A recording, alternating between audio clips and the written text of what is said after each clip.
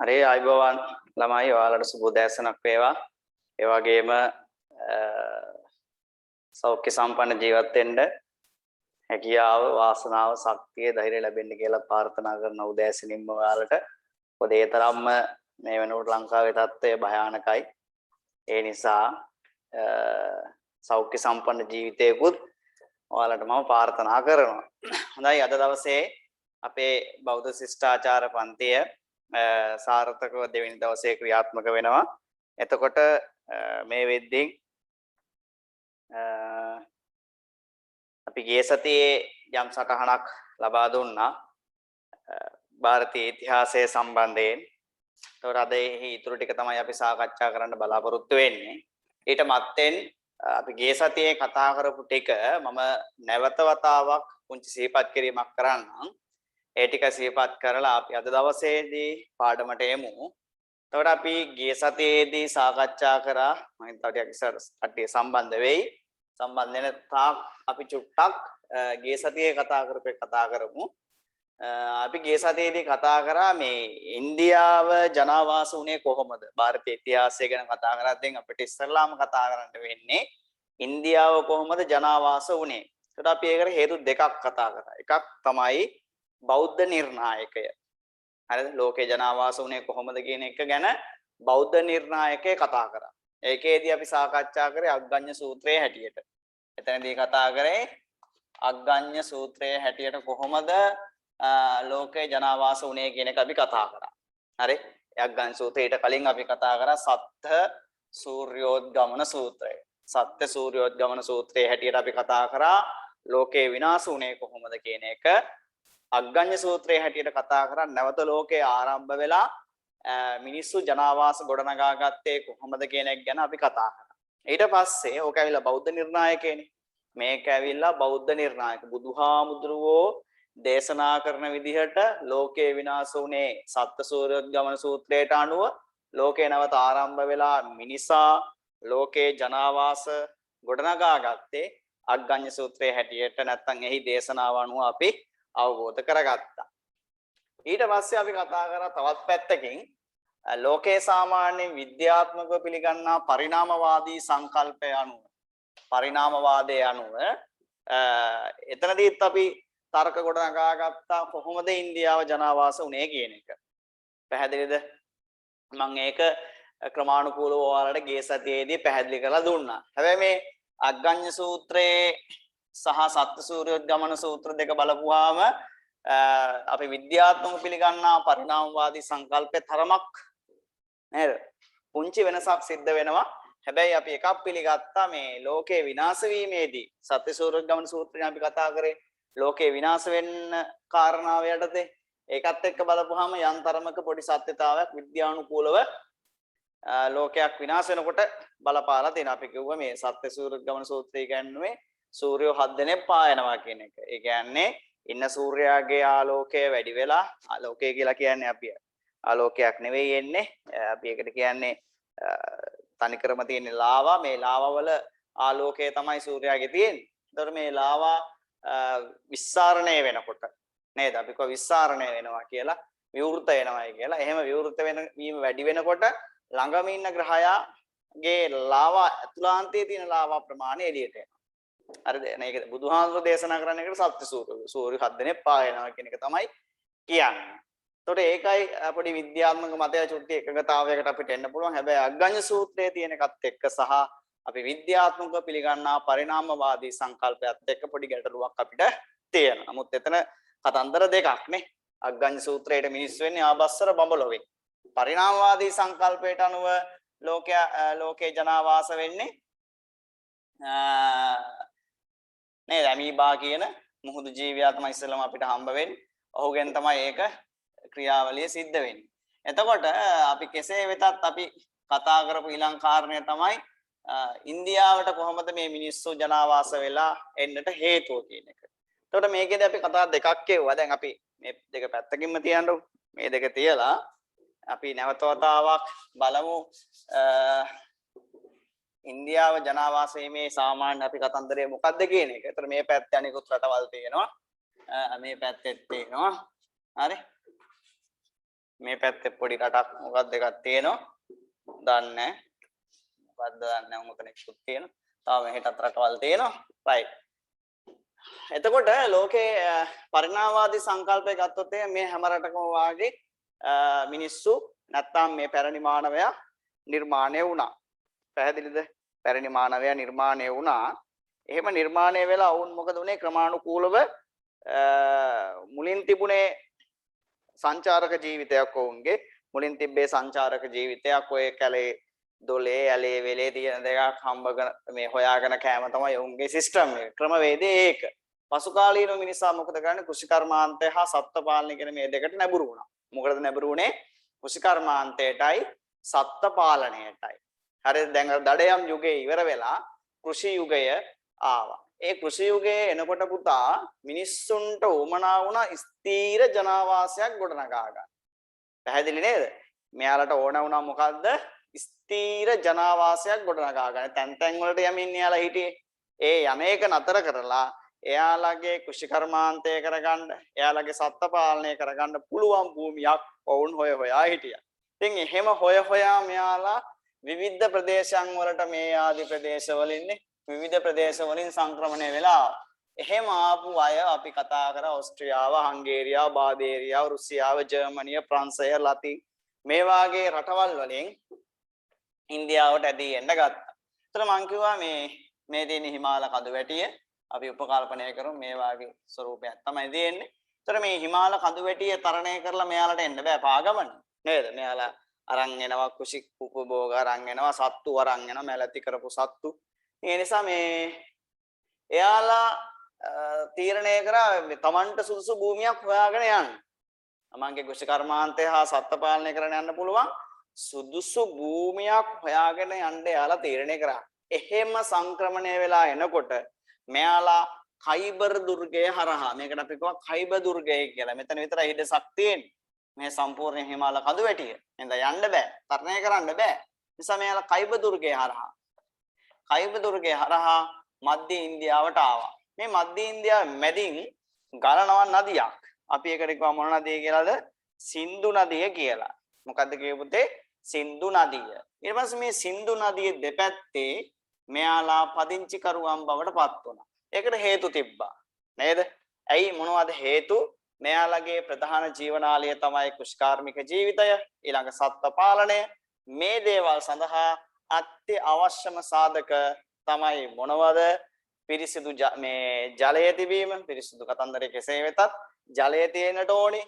සතුන්ට ආහාර ගැනීම සඳහා තෘණපෝෂිත එහෙම නැත්නම් තනකොළ බහුල ප්‍රදේශයක් වෙන්නට ඕනේ. ඊළඟට මෙයාලට ගොවි නැත්නම් කෘෂි කර්මාන්තය කරගෙන යාම සඳහා තනිතලා භූමියක් වෙන්නට ඕනේ. කඳු පන්ති වල මේ වගා කිරීම මේ මෑත කාලේ ආවේ. ඒ නිසා යාලා හෙව්වේ තනිතලා භූමියක්. ඒ වගේම පසු සරුසාර වෙන්නට ඕනේ. මෙන්න මේ කියන කාරණාත් එක්ක මේ ආදී ප්‍රදේශ වලින් ආපු අය මේ සින්දු නදියේ දෙපැත්තේ පදිංචි වුණා. පැහැදිලිද? මේ සින්දු නදියේ දෙපැත්තේ පදිංචි වුණා. එතකොට මේ ඉන්දියාවට මේ ආදී ප්‍රදේශ වලින් ආපු අයට අපි කිව්වා කවුරු කියලාද පුතේ? ආර්යයන් කියලා. කවුද කිව්වේ? ආර්යයන් කියලා. පැහැදිලිද? හැබැයි ඉන්දියාවෙත් මානවයන් පිරිසක් පෝෂණය වෙලා හිටියා. එයාලට මුල්පදිංචි කරුවෝ කිව්වා ඉන්දියාවේ මුල්පදිංචි කරුවෝ. මෙයාලා ඉන්දියාවට ආපු අය. මෙයාලා ඉන්දියාවේ මුල්පදිංචි කරුවෝ. එයාලට අපි මොකක් කියලාද කිව්වේ? අනාර්යයන් කියලා. දැන් අපේ රටේ ආර්ය අනාර්ය ભેදයක් තිබ්බනේ. විජය කුමාරයා ඇතුළු පිරිස එනකොට අපි එයාලට කිව්වා ආර්යෝ කියලා. අපේ රටේ මුල්පදිංචි කරුවන්ට අපි කිව්වා අනාර්යයන් කියලා. එතකොට ඉන්දියාවෙත් හැමෝම තමයි සිද්ධ වෙන්නේ. ඉන්දියාවට අලුතෙන් ආපු කට්ටියට මේ සින්දු නදිය දෙපැත්තේ පදිංචි වෙච්ච අයට අපි කිව්වා ආර්යයන් කියලා. ඊට පස්සේ ඉන්දියාවේ මුල්පදිංචි කරුවන්ට අපි කිව්වා අනාර්යයන් කියලා. එතකොට අපි ගිය සතියේදී සාකච්ඡා කරා පුතා ආර්යයන් කොහොමද නේද? අනාර්යයන් කොයි වගේද කියන කාරණය. ආර්යයන් ගත්තාම ආර්යයන් පුතේ සුදුයි. එයාලගේ චවි වර්ණය පුතා සුදුයි. හරි? අනාර්යයන්ගේ චවි වර්ණය කළුයි. අනාර්යයන්ගේ චවි වර්ණය කියලා කියන්නේ හැමේ පාට කළුයි. මෙයාලගේ හැමේ පාට සුදුයි. මෙයාලා හරි මිහිරි භාෂාවක් කතා කරනවා. ආරෝහ පරිණාහ දේහ ලක්ෂණ වලින් යුක්තයි. උසට ගැලපෙන මහත මහතට ගැලපෙන උස නේද ළඟ හැමේ පාට සුදුයි කාර්යක්ෂමයි කුෂිකර්මාන්තයට නැඹුරු වෙලා ඉන්නවා ඉතින් මේ වාගේ මේ තාම ශක්තිමත් නේද පිරිසුදුභාවයෙන් පරිපූර්ණ තිය සාමාන්‍යයෙන් අපි කියන ලෙවල් එකේ නේද දැන් හොඳ මට්ටමක ජීවත් වෙච්ච පුෂ්ටිමත් ශරීර තිබිච්ච පිරිසක් තමයි මේ ආර්යයන් කියලා කියන්නේ හරිද එයාලගේ පාට සුදුයි එයාලගේ පාට සුදුයි හේතුව ඇයි එයාලා මේ යුරෝපීය රටවල් ඕස්ට්‍රියාව හංගේරියාව රුසියාව ජර්මනිය ප්‍රංශය ආදී රටවල් වලින් ආවා කියන එක තමයි කියන්නේ. ඒතර අනාර්යයන් ගත්තොත් අනාර්යයන් කියලා කියන්නේ ඉන්දියාවේ මුල්පදිංචි කරුවෝ ඔවුන්ගේ හැම කලුයි ඔවුන් රෞද්‍රයි කටෝර භාෂාවක් තමයි ඔවුන් කතා කරන්නේ. ඒ වගේම කාර්යක්ෂම නැහැ. කාර්යශීලී නෑ යාලා ටිකක් ඔතෑණි. හරි ටිකක් ඔතෑණි දින දෙකක් කාලා බීලා ඉන්න තමයි යාලා බලන්නේ. මොකද මේ ඉන්දියාවේ මුල්පදිංචි කරුවන්ගේ හැම ස්වරූපයක් තිබ්බා. ඒද හැම නිතරම වාගේ මේ ආර්යයන් අනාර්යයන්ව හෙලා දැක්කා. මේ ඉන්නේ අනාර්යයන්. මේ ඉන්නේ අනාර්යයන්. හරි යාළුවන් කාලුයි කොන්ද කුදු වෙලා පිස්සු වගේ ටිකක්. හැබැයි මේ ඉන්නේ ආර්යයන්. හරි. එයාලා ටිකක් මෙයාලව යට කරගෙන ඉන්න තමයි බැලුවේ. හරිද? මේ ආර්යයන් මේ අනාර්යයන් ආර්යයන් හැමනිතරම බලනවා කාව යට කරගෙන ඉන්නද? අනාර්යයන්ව යට කරගෙන ඉන්න. එහෙම යට කරගෙන ඉන්න යලා හේතුවක් හදාගත්තා. ඒක තමයි පළවෙනිම හේතුව. හැමේ පාට පදනම් කරගෙන මුල්පදිංචි කරුවෝ යට කරගෙන ඉඳීම. ඒ කියන්නේ මෙයාලා සුදු අය කළු අයව යට කරගෙන හිටියා. ඇමරිකාවේ තියෙන මේ වෙනකොට. ඇමරිකාවේ දැන් ඉන්නේ මේ එංගලන්තෙන් ආපු පදිංචි කරුවනේ. ඇමරිකාව කියන මේ මෑත හොයාගත්ත රටක්. ඒතර ඇමරිකාවේ ඉන්නේ එංගලන්තෙන් ආපු අය. මහා බ්‍රිතාන්‍යයෙන් ආපු අය තමයි ඉන්නේ. ඒතර මහා බ්‍රිතාන්‍යයේ අය සුදුයි. හැබැයි ඇමරිකාවේ මුල්පදිංචි කරුවෝ කළුයි. එයාලා හැමනතරම මොකද කරේ? අර ඇමරිකානු මුල්පදිංචි කරුවන්ව හෙලා දැකමින් ඔවුන්ට නින්දා අපහාස කරමින් තාමත් ඒක ක්‍රමවේදය යනවා. තාමත් කළු ජාතිකයන් මරා දමනවා ඇමරිකාවේ මේ සුදු ජාතීන් විසින්. ඉතින් මේක ලොකු ගැටලුවක්. හරිද? මේ සුදු අයව හැමනිතරම මොකද කරන්නේ? කළු අයව හෙලා දකිනවා. ඔවුන්ගේ ගණන් ගන්න. නේද? දැන් අපේ රටේ නම් තියෙනවා අපේ නම් ඔය සුදු කළු ભેදේ නෑ. මේ ධනවාදීන් නිර්ධනපන්තේ හෙලා දකින්න. අපේ රටේ එක තියෙනවා. ධනවාදීන් සහ බලවාදීන් දේශපාලකයෝ මේ අය නිර්ධනපාන්තිකයන් හෙලා දකින්න එලව ගණන් ගන්න එලගෙන් ඡන්දේ ගන්න විතරක් පොඩ්ඩක් මූණ පාලා ඡන්දේ ගත්තම පැත්තක එන්නේ. හරි මේ දෙයක් තමයි අපේ රටේ තියෙන්නේ. ඉතින් ඉන්දියාවේ එහෙම අපි වැඩක් නැහැ. ඉන්දියාවේ අපි කතා කරේ මේ ආර්ය අනාර්ය ભેදේ ඇති උනේ පළමු අනාර්යය මේ ભેද ඉස්සල්ලාම ඇති උනේ ඉන්දියාවට පැමිණිහා ඉන්දියාවේ මුල්පදිංචි කරුවන්. ඊට පස්සේ මෙයාලා ඉන්දියාවට පැමිණි අය සුදු නිසා ඉන්දියාවේ මුල්පදිංචි කරුවන් කළු නිසා ඔවුන් හෙලා දැක්කා. ඊට පස්සේ අපි ගිය සතියේ අය කතා කරා ඉන්දියාවේ ඉතිහාසය අධ්‍යයනය කරනකොට ඒ නැවත කොටස් හතරක් අනුව අපි අධ්‍යයනය කළ යුතුයි කියලා. ඒ කොටස් හතර මම දුන්නා ලියා ගන්න. ඒකේ පළවෙනි අනුමාත්‍රිකාව දාගන්න වේද යුගය කියලා නැත්නම් වෛදික යුගය කියලා දාගත්තත් ගැටලුවක් නැහැ. වේද යුගය එහෙමත් නැතිනම් වෛදික යුගය. මම මේ ටිකම කරනවා. අනුමාත්‍රිකාවක් දාගන්න පුතේ. අපිට අද තියෙන්නේ එතනින් සිට කතා කරන්න. ලබන මාසයේ මුල වෙනකොට ඔයාලට නිබන්ධන හම්බ වේවි. ඔයාලා නිශ්චිත වශයෙන් පණිවිඩයක් එවන්න බීසි කරන බවට සහ මේ ක්ලාස් එකට සම්බන්ධ වෙන බවට. එතකොට අපිට ඒක නිර්ණය නියමිත ප්‍රමාණය දැනගන්න පුළුවන්. අපිට ටියුට් ගහන්න ඕනේ කොච්චරක්ද කියලා. හරිද? එතකොට මාතෘකාව ලියා ගන්න වේද යුගයේ හෙවත් වෛදික යුගය. ඉන්දියාව ඉතිහාසය අපි යුග හතරකට බෙදලා කතා කරන්නේ වේද යුගය, බ්‍රාහ්මණ යුගය, ආරණ්‍යක යුගය, උපනිෂද් යුගය කියලා. ඒතර ඒකේ පළවෙනි එක තමයි වෛදික යුගය හෙවත් වේද යුගය. අනුමාත්‍රිකාව ලියා ගන්නකෝ.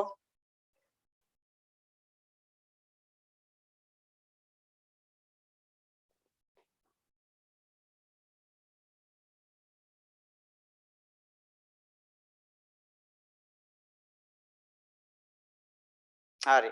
අපි බලමු මේ වේද යුගයේ මොකක්ද උනේ? වෛදික යුගයේ මොකක්ද උනේ කියලා අපි චුට්ටක් විමසලා බලමු.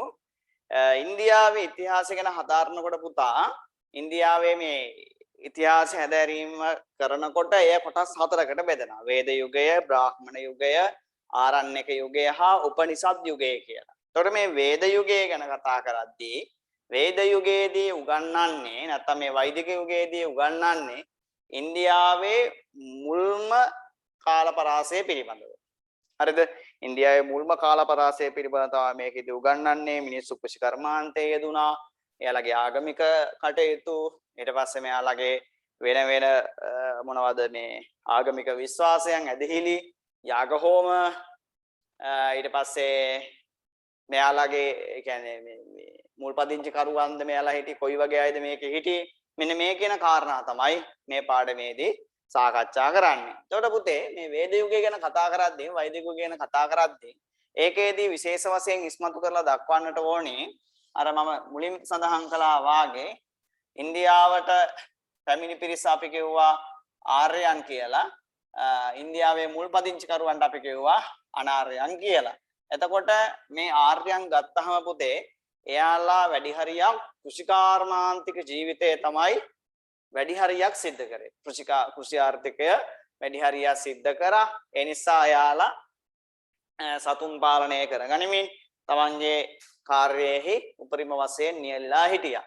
නැට අනාර්යයන් වෙලා දැක්කා. ඔවුන් ගණන් ගත්තේ නැහැ. සමහර අවස්ථාවල අනාර්යයන් ආර්යයන්ගේ යම් යම් මේ වැඩවලට පවා ගිහින් තියෙන. ඒ නිසා එයාලා වැඩි හරියක් අනාර්යයන් සිද්ධුනේ මේ හේතුවෙන් වැඩි වශයෙන් පහතට හෙලීමක් සිද්ධ වුණා. ඊළඟ මේ යුගය ගැන අපි මේ දේව විශ්වාසයන් ගැන කතා කරන්නට ඕනේ. මේ වේද යුගයේ මේකට කිව්වා තව වචනයක් බහුදේවවාදී යුගය කියලා. මේකට මේ වෛදික යුගයටම තව නමක් කිව්වා බහුදේවවාදී යුගය කියලා. හේතුව තමයි මේ යුගයේ වෙනකොට මිනිස්සු විවිධ දෙවියන් අදහන්න ගත්තා. විවිධ දෙවියන් කියලා කියන්නේ මේ ස්වභාවික වස්තුන්. හොඳයි. ස්වභාවික වස්තුන් තමයි වැඩි හරියක් දේවත්වේලා ඇදහිුවේ. ඒතර ස්වභාවික වස්තුන් ප්‍රමාණය යාලට එන්න වැඩි. ඒ නිසා යාලා කොටස් තුනක් යටතේ එම යුගයේ දෙවියන් ඇදහිුවා. කොටස් තුන තමයි එක ආකාසස්ත. පළවෙනි එක ආකාසස්ත. දෙවෙනි එක භූමස්ත. දෙවෙනි කාරණය තමයි භූමස්ත. ඊළඟ එක තමයි අන්තරීක්ෂ කියලා කියන්නේ. ඒ කියන්නේ පුතා දැන් මේ ඉන්නේ දෙවියෝ වැඩිනේ. මුලින්ම හිටියේ 33යි, පස්සේ 33000යි, පස්සේ 33 කෝටියක් දක්වා දෙවිවරු වැඩි වුණා. ඒ වැඩිවීම නිසා තමයි මේ යුගයට කිව්වේ මොකක් කියලාද? බහුදේවවාදී. බහු කියන්නේ ගොඩක් දෙවියෝ ඉන්න නිසා වන්දනය කරපු නිසා මේ යුගයට කිව්වා බහුදේවවාදී යුගය කියලා. එතකොට ඒ නිසා තමයි අදටත් ඉන්දියාවේ ওই දේව විශ්වාසයන් වැඩි. හරිද? මේ ළඟදී දෙවි කෙනෙක් පහළ වුණා ඉන්දියාවේ කොරෝනා මෑනියෝ කියලා. මේ එහෙම දෙවි කෙනෙකුත් එයාලා වන්දනාමානයට ලක් කරනවා. හරි. එතකොට අපි දැක්ක ඒත් එක්ක මේ දැන් ඔය ඉන්දියානු ජනා එයා ගත්තාම පුතේ එයාලා මේ ආගමට හරිද? දේව ආගම් වලට විශේෂ දායකත්වයක් සපයනවා. තමන්ගේ අම්මට විතරයි මං හිතන්නේ දෙවිනි කරන්නේ. ඊට ඉහළින් අම්මටත් ඉහළින් ආගම තියෙනවා ඉන්දියානුවන්ගේ. ඉතින් පහුගිය දවස්වල අපි දැක්කා ඉන්දියාවේ මිනිස්සු කොරෝනා සුව වෙන්න කියලා විවිධ දේවල් වලට බාරහාර වුණා. නමුත් ඒ මිනිස්සු 100 ගණන්, කෝටි, ලක්ෂ ගණන්, දහස් ගණන් මිය ගියා. හරිද? ඒ මිය යාමත් එක්ක එයාලට දෙවියන් සම්බන්ධ තිබිච්ච විශ්වාසය නැතුව ගියා. ඒ නිසා අපි දැක්කා මාධ්‍ය වලින් දාලා තියෙනවා YouTube channel එකක් තිබුණා දාලා මේ විවිධ දේව රූප ගිහලා මහ මුහුදට විසික් කරනවා. ලොරි ගණන් පටවගෙන ගිහිල්ලා මහ මුහුදට විසික් කරනවා. ඉතින් එයාලගේ මේ දේව වන්දනය මේ දැඩි විශ්වාසයෙන් සිද්ධ කළාට උනාට පුතා අපි දකින්න ඒක මහා ලොකු මිත්‍යාවක් කියන එක. හරිද? ලොකු මිත්‍යාවක් ඔවුන්ගේ තේනවා. මේ ඔකට අපිට අර තවදුරටත් ඔය මේ කතන්දරේ තහවුරු කරන්න හොඳ මේ චිත්‍රපටයක් ආවා ඉන්දියානු නැත්නම් අපි කියන හින්දි ෆිල්ම් එකක් ආවා අමීර් ඛාන් රංගපාන PK කියලා. වල බලන්නලත් ඇති සමහරක් විට ඒ PK කියන චිත්‍රපටය හරහා අපිට පණිවිඩයක් දෙන්නේ ඉන්දියානු ආගම් වාදය පිළිබඳව. ඒකේ හරියට අර්ථකථනයක් ඉදිරිපත් කරන මේ ආගම් දර්ශනේ බොරුවක් කියන එක. උන්ගේ ආගම් වැඩි. ඒ නිසා මේ විශ්වාසයන් වැඩි. ඒක ආවේ මේ වේද යුගයේ ඉඳලාම තමයි ඒක ආවේ.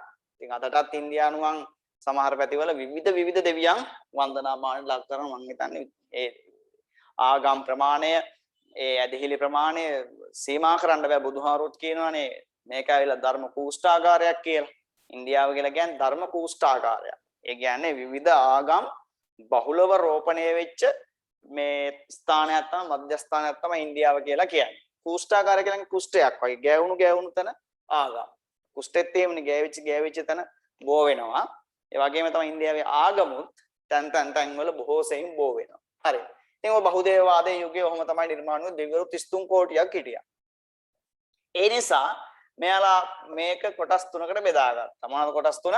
ආකාශස්ත, භූමස්ත, අන්තරීක්ෂ. හැබැයි හොඳට මතක තියාගන්න මෙයාලා මේ යුගයේදී වන්දනාමාන කළේ ස්වභාවික වස්තුන් වලට. ස්වභාව ධර්මයට තමයි වන්දනාමාන කළේ. ඒක හොඳ දෙයක්. හැබැයි ඉතින් අවිශ්වාසයි. ඒක විශ්වාසයක් ගොඩනගා ගන්න බෑ. හැබැයි ස්වභාව ධර්මයට මෙයාලා ආදරය කරා. ඒක හොඳ සංකල්පයක්. ස්වභාව ධර්මයට ආදරය කළොත් අපි ස්වභාව ධර්ම රකින්නවා. එහෙම නැත්නම් මොකද වෙන්නේ? ස්වභාව ධර්ම අපිව විනාශ කරලා දානවා.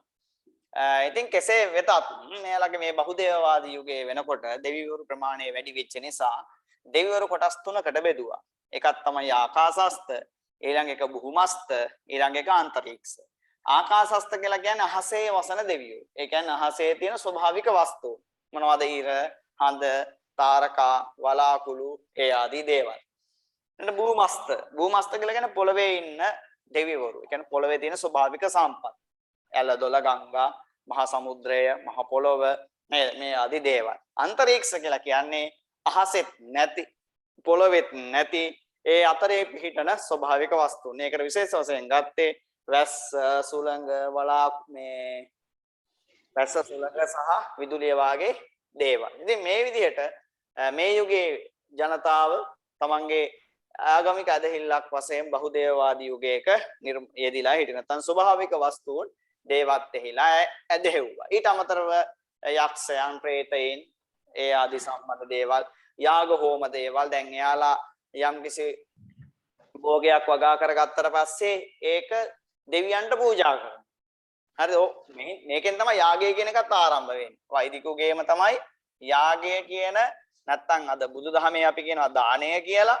බුදුදහමේ දානය, වෛදිකුගේකට අපි කියවා යාග හෝම කියලා.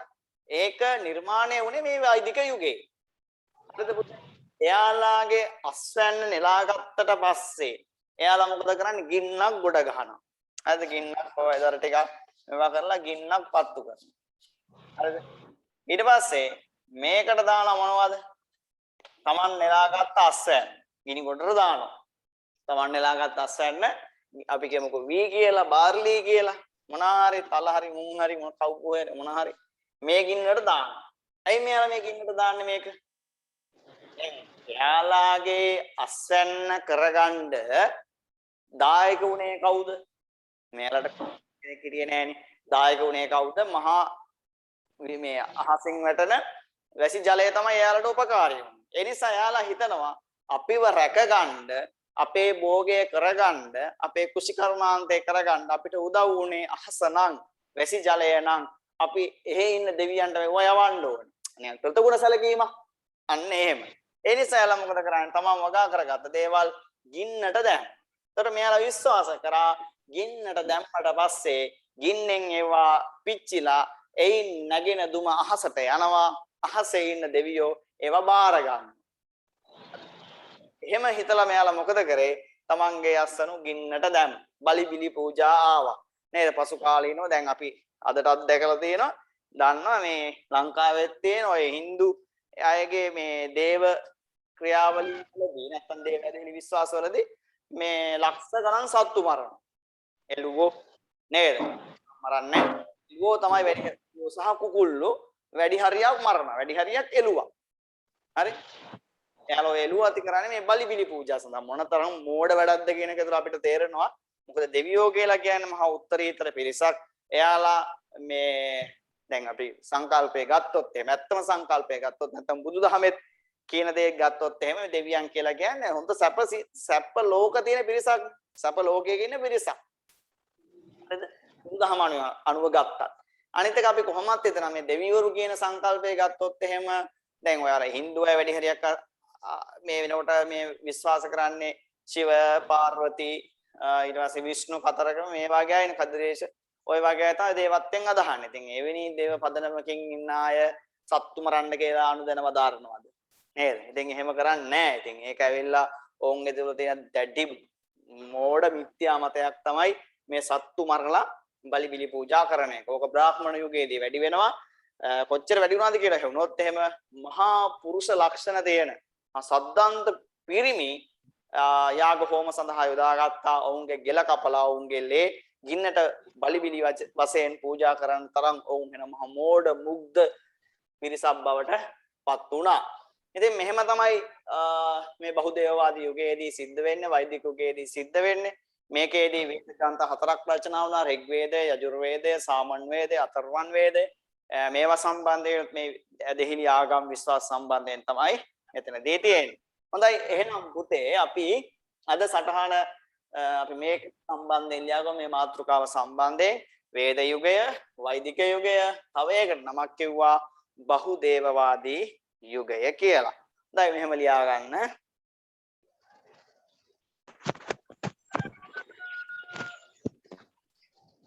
ඉන්දියාවේ ඉතිහාසය හැදෑරීමේදී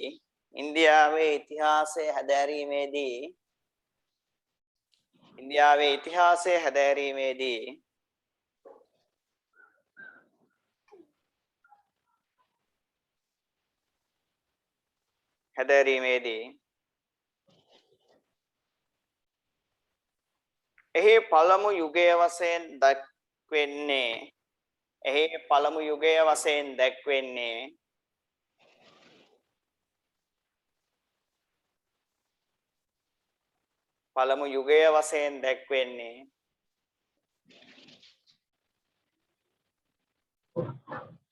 වේද යුගයයි.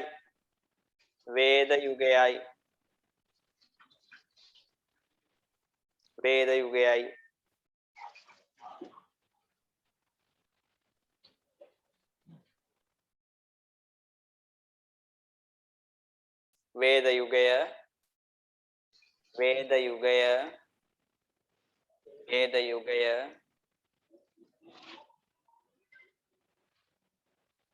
ක්‍රිස්තු පූර්ව 1500ක් තරම් ඈතට ක්‍රිස්තු පූර්ව 1500ක් ඒ කියන්නේ සෑහෙන කාලයක් බුදුහාරොත් උපදෙන්න සෑහෙන කාලයකට ඉතා විශාල වෘතු ගාණක් ක්‍රිස්තු පූර්ව 1500කට තරම් කාලයකට විහිදී යයි. ක්‍රිස්තු පූර්ව 1500කට තරම් කාලයකට විහිදී යයි.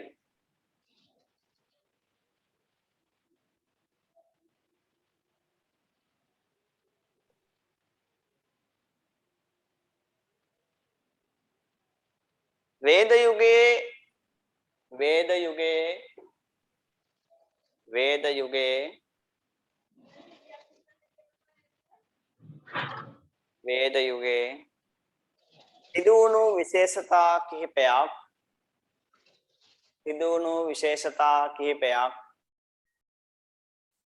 සිදුවුණු විශේෂතා කිහිපයක්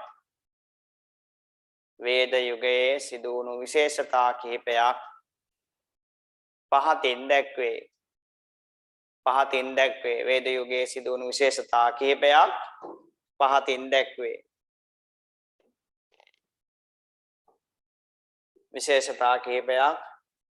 දැක්වේ. එහෙම තිබුණාම ලේසි පුතා පාඩම් කරගන්න සහ සටහනක් සාර්ථකයි. ඒ යුගයේ විශේෂතා අපි පොඩ්ඩක් ලියාගමු. මේ යුගයේ තිබිච්ච විශේෂතා තමයි පළවෙනි එක අනාර්යයන් ස්ථීර පදිංචිකරුවන්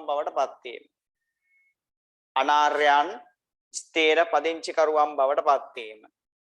වේද යුගයේ සිද්ධ වෙච්ච ප්‍රධාන කාරණය තමයි අනාර්යයන්. අනාර්යයන් කියවේ කාටද පුතා? අර පෙර ආපරද දිග වලින් ඉන්දියාවට පැමිණිච්ච අය. එයාලා ස්ථීර පදිංචිකරුවන් බවට පත් උනේ මෙන්න මේ යුගයේ. අනාර්යයන් ස්ථීර පදිංචිකරුවන් බවට පත් වීම.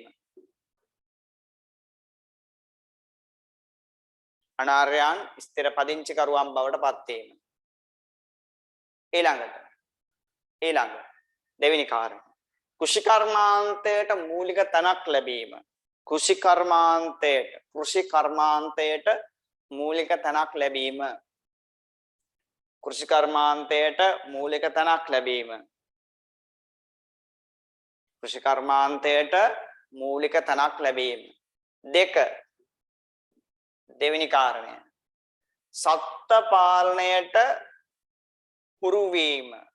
සත්ත්ව පාලනයට හුරු වීම මෙයාලා කාරණා දෙකක් සඳහා සතුන් ඇති කර එකක් කෘෂිකර්මාන්තික කටයුතු සඳහා අනෙක් කාරණය ආහාර බීම සඳහා නැත්නම් අපි ගත්තොත් එහෙම ගවයාගෙන් පස්කෝරස ගන්න පුළුවන් ඒක ආහාරයට ගන්නේ ඒ වගේම තමයි එයාගෙන් තව ප්‍රයෝජනයක් ගන්නවා ගල් වලට සහ පස පෙරලන්න නේද හීසාන් මේවා වලට ගවයා අපි උපයෝගී කර ගන්නවා එළුවා ගත්තොත් ඒත් ඒ වගේ බටළුව ගත්තොත් එයාගේ හැම පරිභෝජනයට අරන් දෙන කෙනේ ආහාරයට නෙවෙයි මේ ඇඳුම් නිර්මාණය කිරීම සඳහා ඉතින් ඒ වගේ විවිධ දේවල් සඳහා සතුන් ඇති කරලා තියෙනවා සත්ත්ව පාලනයට හුරු වීම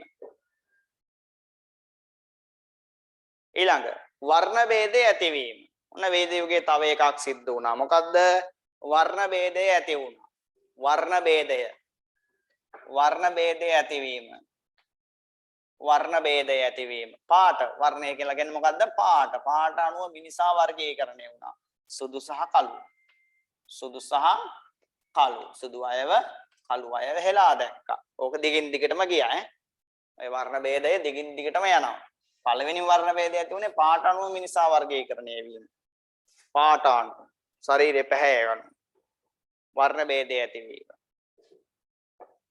ඊළඟට ස්වභාවික වස්තුන් දේවත්වයෙන් ඇදහිීම ස්වභාවික වස්තුන් දේවත්වයෙන් ඇදහිීම ස්වභාවික වස්තුන් දේවත්වයෙන් ඇදහිීම ස්වභාවික වස්තුන් දේවත්වයෙන් ඇදහිීම ස්වභාවික වස්තුන් දේවත්වයෙන් ඇදහිීම ස්වභාව ධර්මයට තියෙන වස්තුන් ටික දේවත්වයලා සැලකුවා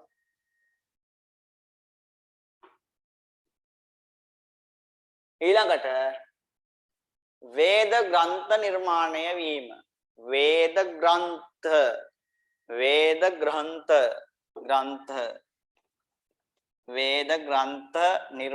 වීම වේද ග්‍රන්ථ නිර්මාණය වීම වේද ග්‍රන්ථ හතරක් නිර්මාණය වුණා ඍග් යජුර් සාමන් අතර්වන් කියලා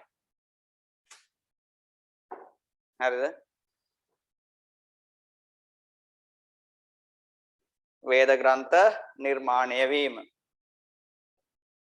ඊළඟට බහුදේවවාදී යුගයක් නිර්මාණය වීම බහුදේවවාදී යුගයක් නිර්මාණය වීම බහුදේවවාදී යුගයක් නිර්මාණය වීම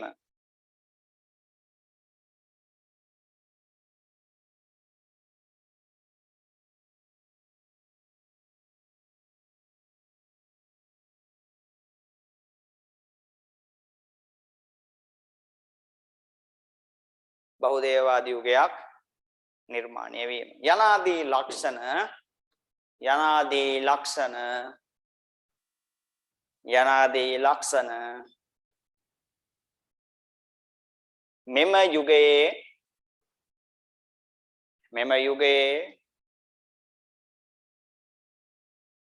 මෙම යුගයේ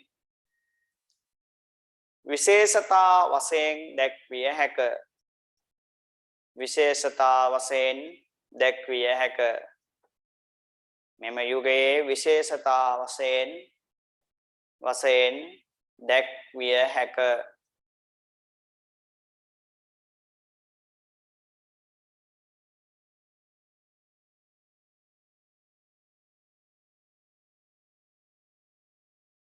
විශේෂතා වශයෙන් දැක්විය හැක අලුත් ඡේදයකට යමු පුතේ අලුත් ඡේදයකින්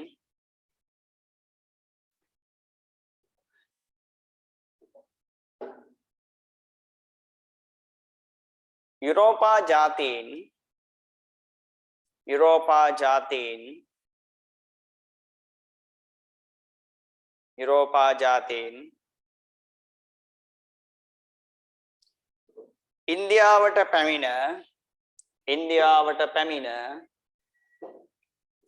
ඉන්දියාවට පැමිණ යුරෝපා ජාතීන් ඉන්දියාවට පැමිණ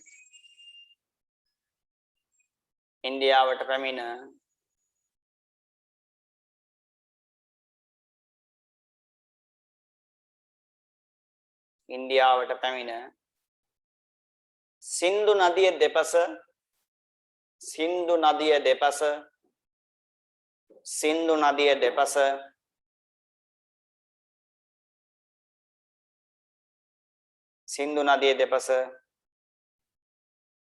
ස්ථීර පදිංචිකරුවන් බවට පත්විය. ස්ථීර පදිංචිකරුවන් බවට පත්විය. ස්ථීර පදිංචිකරුවන් බවට පත්විය.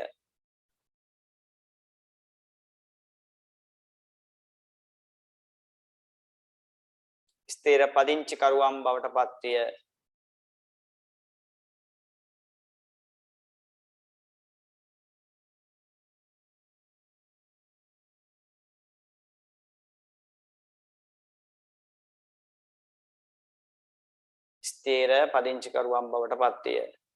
ඔවුන් කෘෂිකර්මාන්තය හා සත්ත්ව පාලනයේ නියැලුණු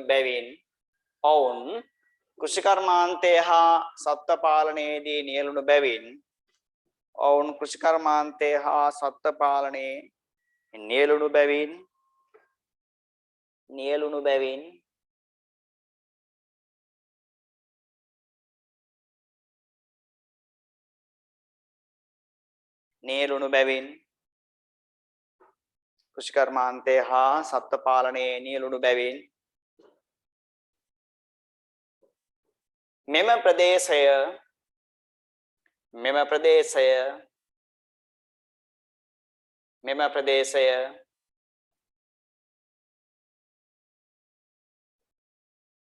මෙම ප්‍රදේශය ඔවුන්ට වටිනා තෝතැන්නක් විය.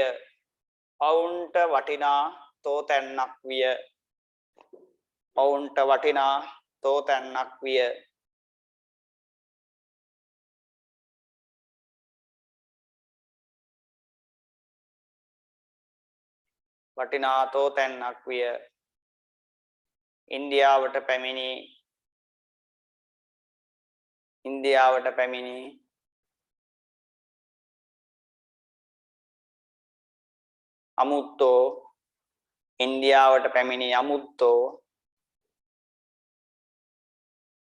අමුත්තෝ ඉන්දියාවේ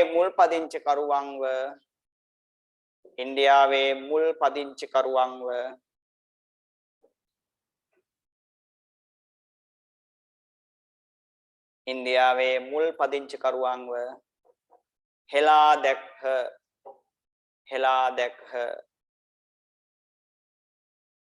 හෙලා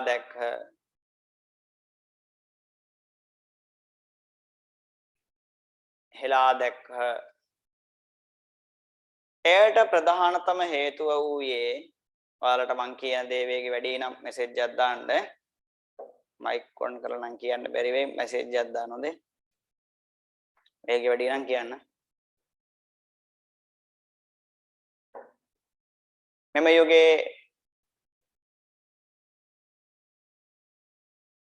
විශේෂතාවය වූයේ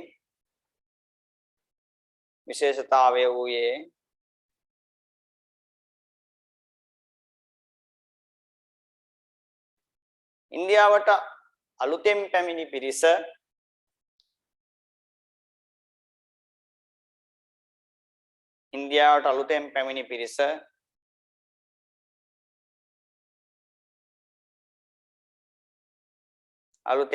පිරිස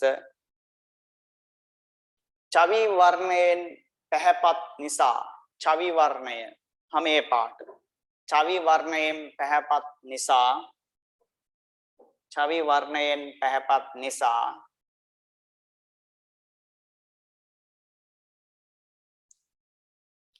වර්ණයෙන් පැහැපත් නිසා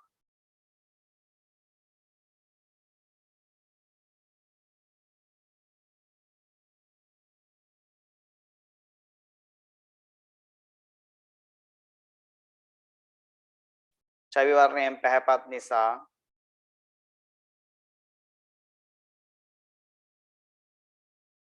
ඉන්දියාවේ මුල් පදිංචිකරුවන්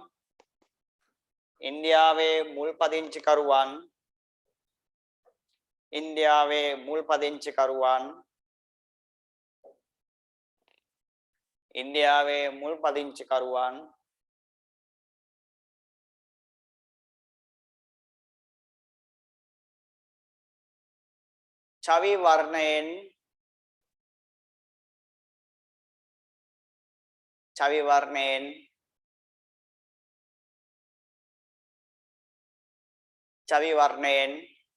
අව පැහැ නිසා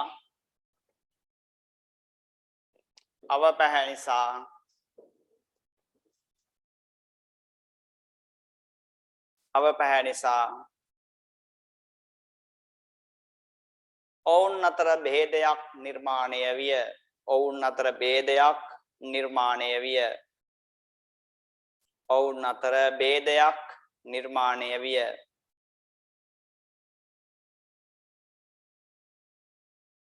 ඔවුන් අතර භේදයක් නිර්මාණය විය.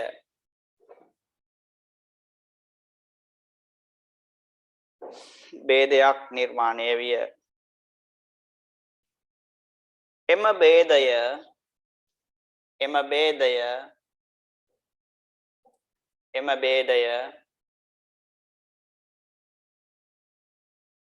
භේදය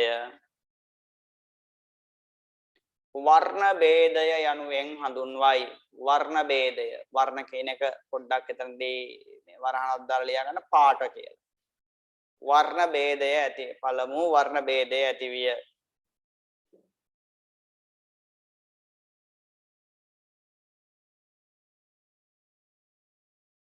වර්ණ භේදය ඇති විය.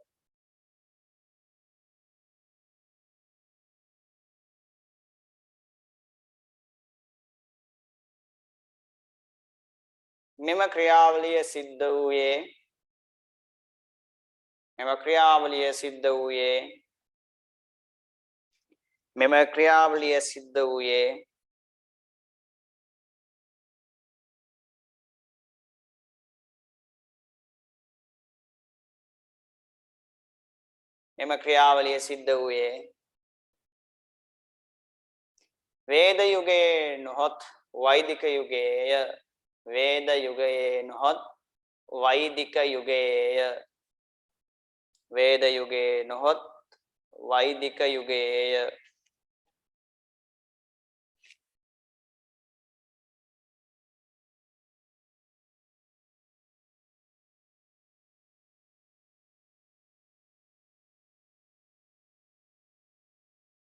අලුත් ඡේදයකට යමු. වේද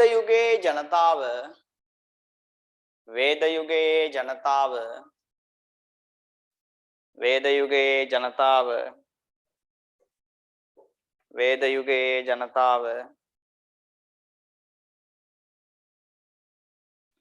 කුෂිකර්මාන්තයට ප්‍රමුඛතාවයක් දුන් නිසා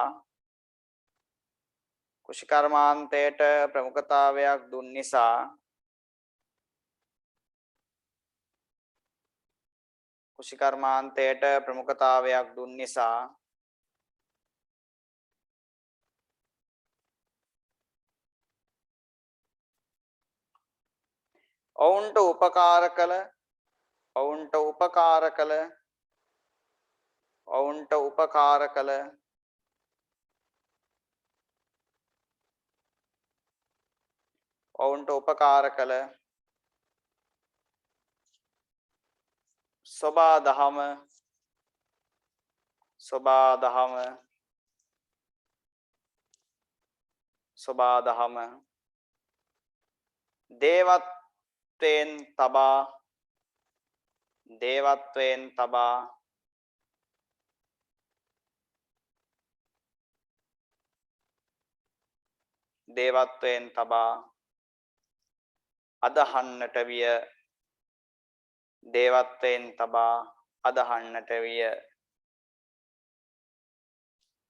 දේවත්වයෙන් තබා අදහන්නට විය.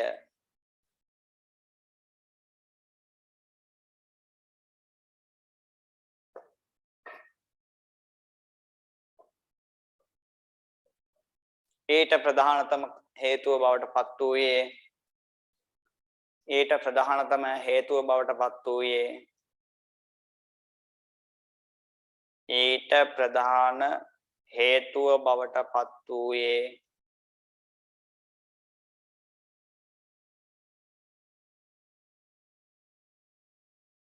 දාන හේතුව බවට පත් වූයේ ඔවුන්ගේ පිහිටට පැමිණි ඔවුන්ගේ පිහිටට පැමිණි ඔවුන්ගේ පිහිටට පැමිණි ඔවුන්ගේ පිහිටට පැමිණි එකම වස්තුව සෝභා දහම නිසාය එකම වස්තුව සෝභා දහම නිසාය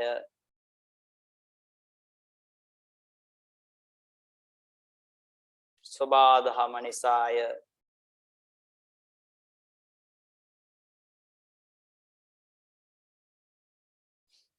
සෝභා දහම නිසාය වේද යුගයේ ජනතාව වේද යුගයේ ජනතාව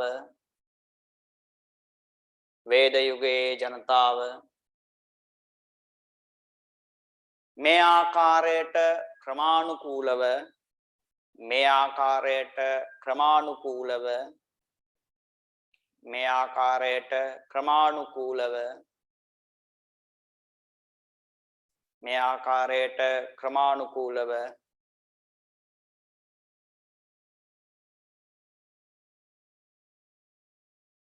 දේව වන්දනයට හුරු විය දේව වන්දනයට හුරු විය දේව වන්දනයට හුරු විය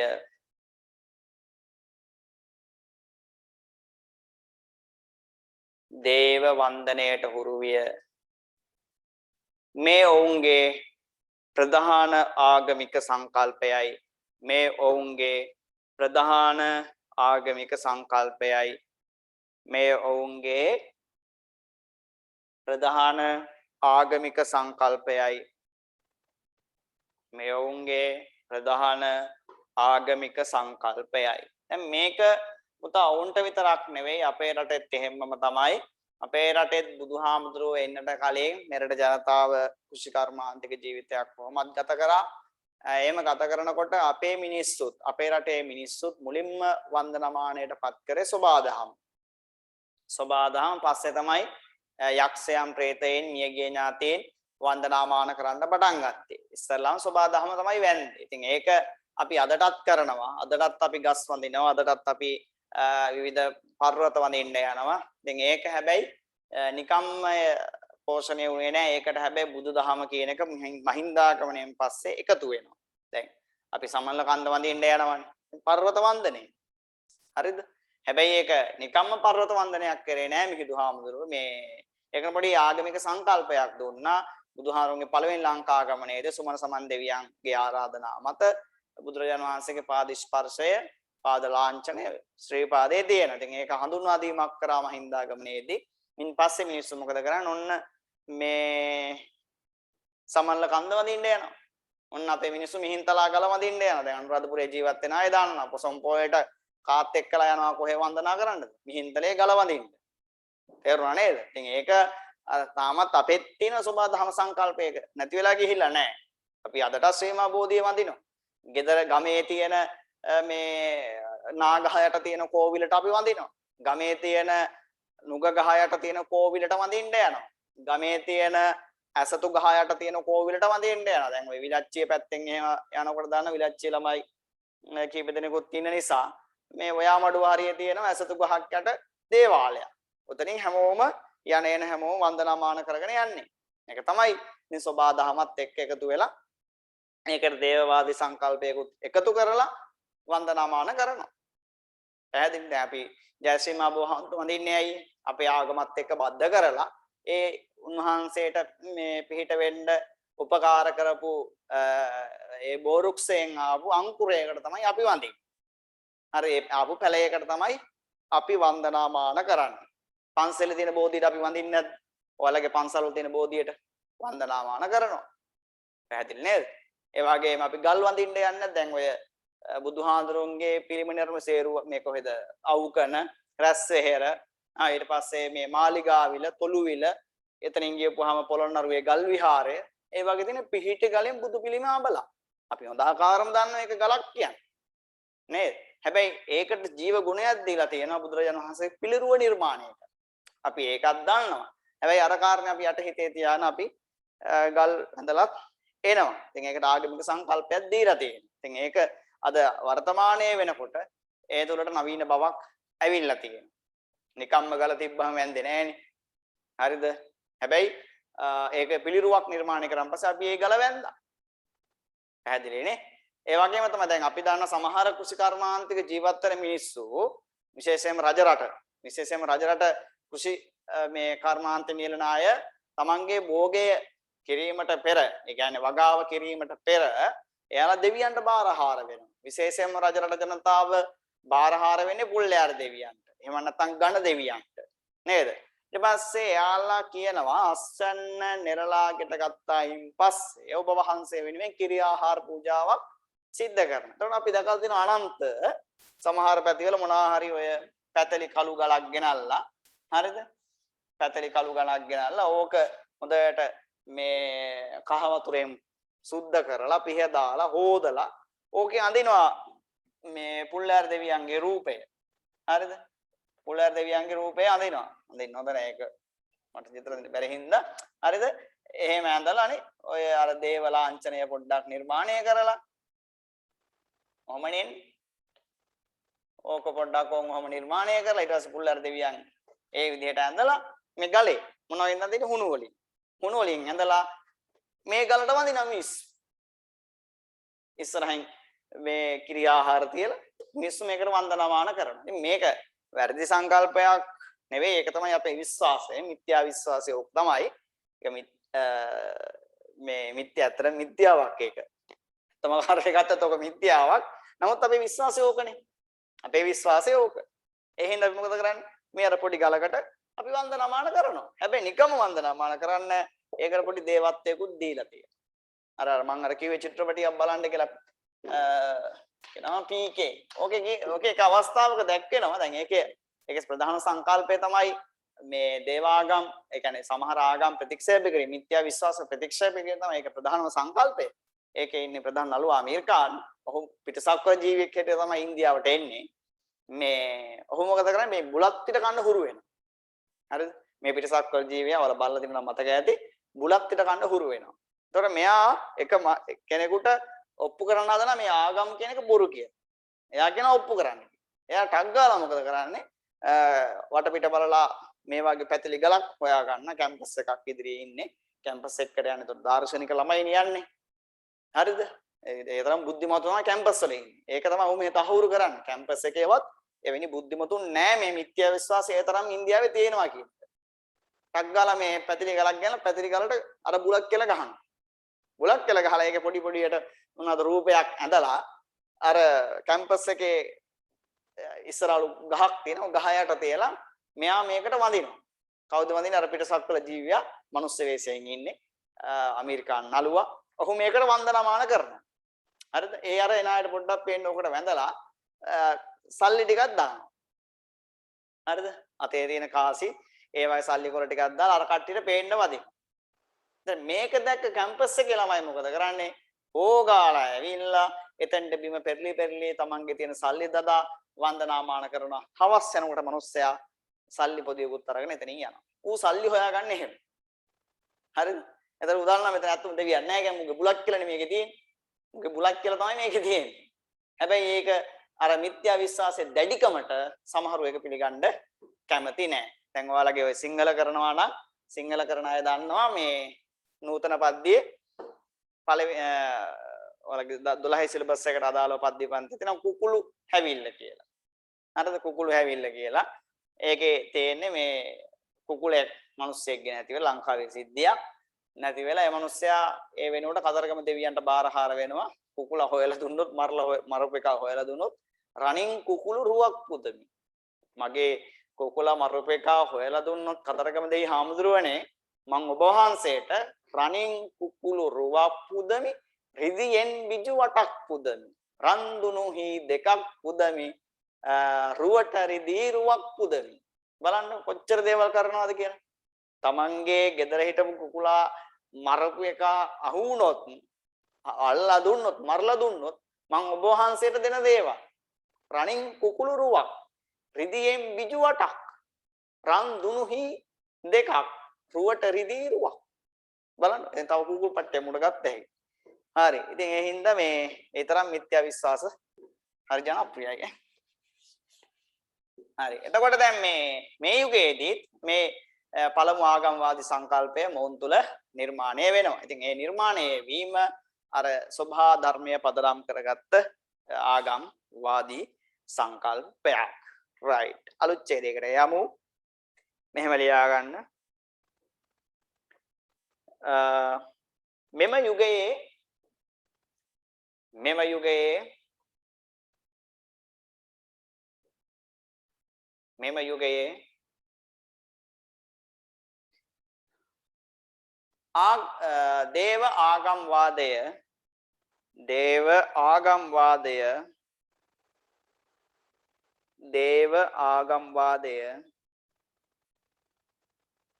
දේව ආගම්වාදය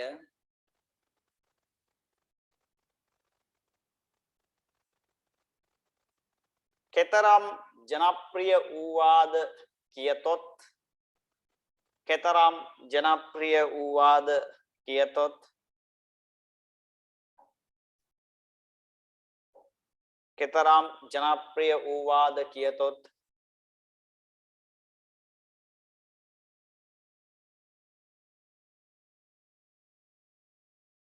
දෙවිවරුන්ගේ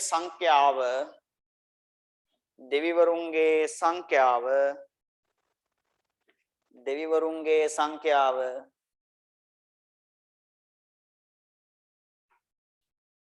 දෙවිවරුන්ගේ සංඛ්‍යාව 33 කෝටියක් දක්වා 33 කෝටියක් දක්වා අපි කියන්නේ 33 කෝටියක් දෙවියන්ගේ ආරක්ෂාව රැකවරණ බැල්ම ලැබේවා කියන 33 කෝටියක් දක්වා වර්ධනය විය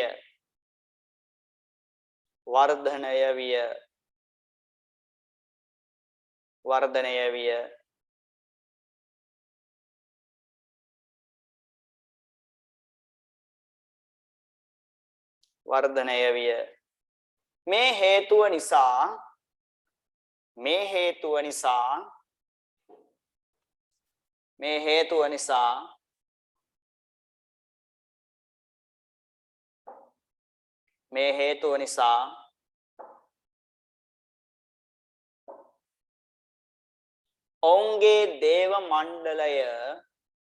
ඔවුන්ගේ දේව මණ්ඩලය මණ්ඩලය කියද්දී යන මූර්ධජ මණ්ඩලය කියද්දී යන මූර්ධජ එන්නේ මණ්ඩලය ඔවුන්ගේ දේව මණ්ඩලය ප්‍රධාන වශයෙන්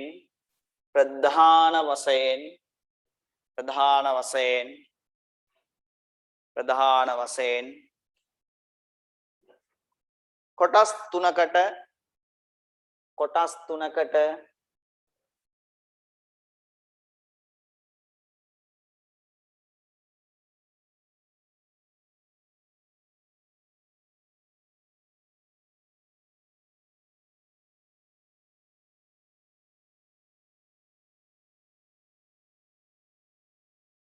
බෙදා වෙන්විනි.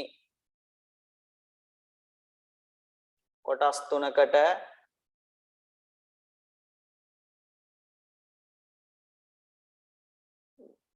බෙදා වෙන්විනි.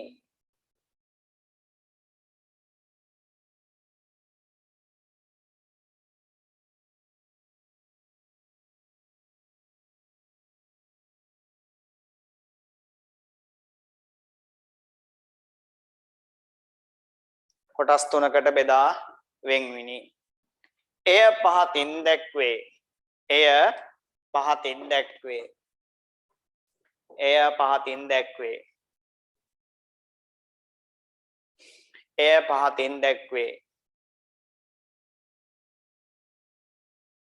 එය පහතින් දැක්වේ. ඔයාලා ඒක මේ තුනම එකවර ලියා ගන්න යන්න එපා. පළවෙනි එක වෙනත් පෑනක් අරගෙන අනුමාතෘකාවක් නෙවෙයි. වෙනම් පෑනක් අරගෙන එක highlight වෙලා පේන්න එක කියලා ආකාශස්ත දෙවිවරු කියලා ලියා ගන්න. ආකාශස්ත දෙවිවරු. ආකාශස්ත දෙවිවරු. ඒක මුකුත් ලියන්න ඊට පස්සේ ලියන්න එපා ඈ. දෙවෙනි කාරණේ භූමස්තයක අපි ඊළඟට පැහැදිලි කරමු. මේක පැහැදිලි කරලා ඊළඟ කාරණේට වෙන පෑනක් කරන අනුමාතෘකාවක් නෙවෙයි. මේකයි අපි පැහැදිලිව පේන්න විතරක් ආකාශස්ත දෙවිවරු කියලා ලියා ගන්න. ආකාශස්ත දෙවිවරු වශයෙන් හැඳින්වුවේ ආකාශස්ත දෙවිවරු වශයෙන් හැඳින්වුවේ ආකාශස්ත දෙවිවරු වශයෙන් හැඳින්වුවේ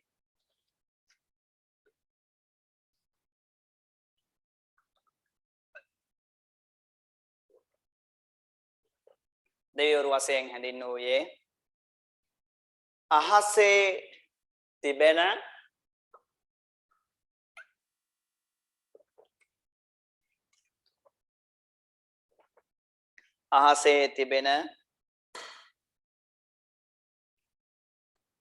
අහසේ තිබෙන ස්වභාවික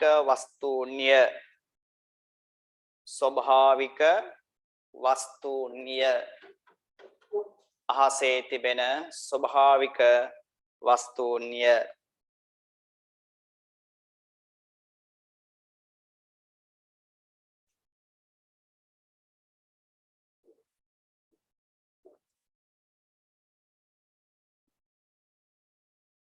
එම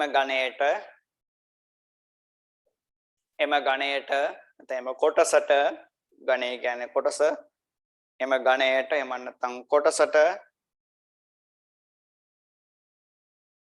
ඉර නැත්නම් සූර්යයා නැත්නම් ඉර චන්ද්‍රයා නැත්නම් හඳ සූර්යයා චන්ද්‍රයා නැත්නම් ඉර හඳ තරු ඉර හඳ තරු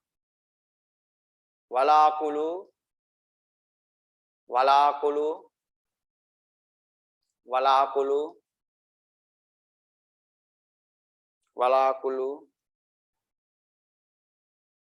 ඔය වලාකුළු වලට කියනවා පර්ජන්‍ය කියලා. ඕනම් වරහන් තුල ලියා ගන්න පර්ජන්‍ය. වලාකුළු වලට කියනවා පර්ජන්‍ය කියලා.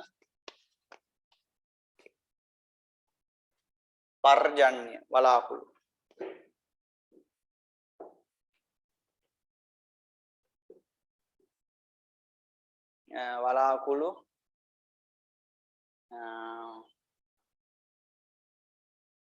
ඉර හඳ තරු වලාකුළු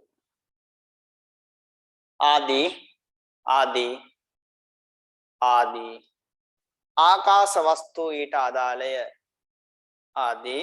ආකාශ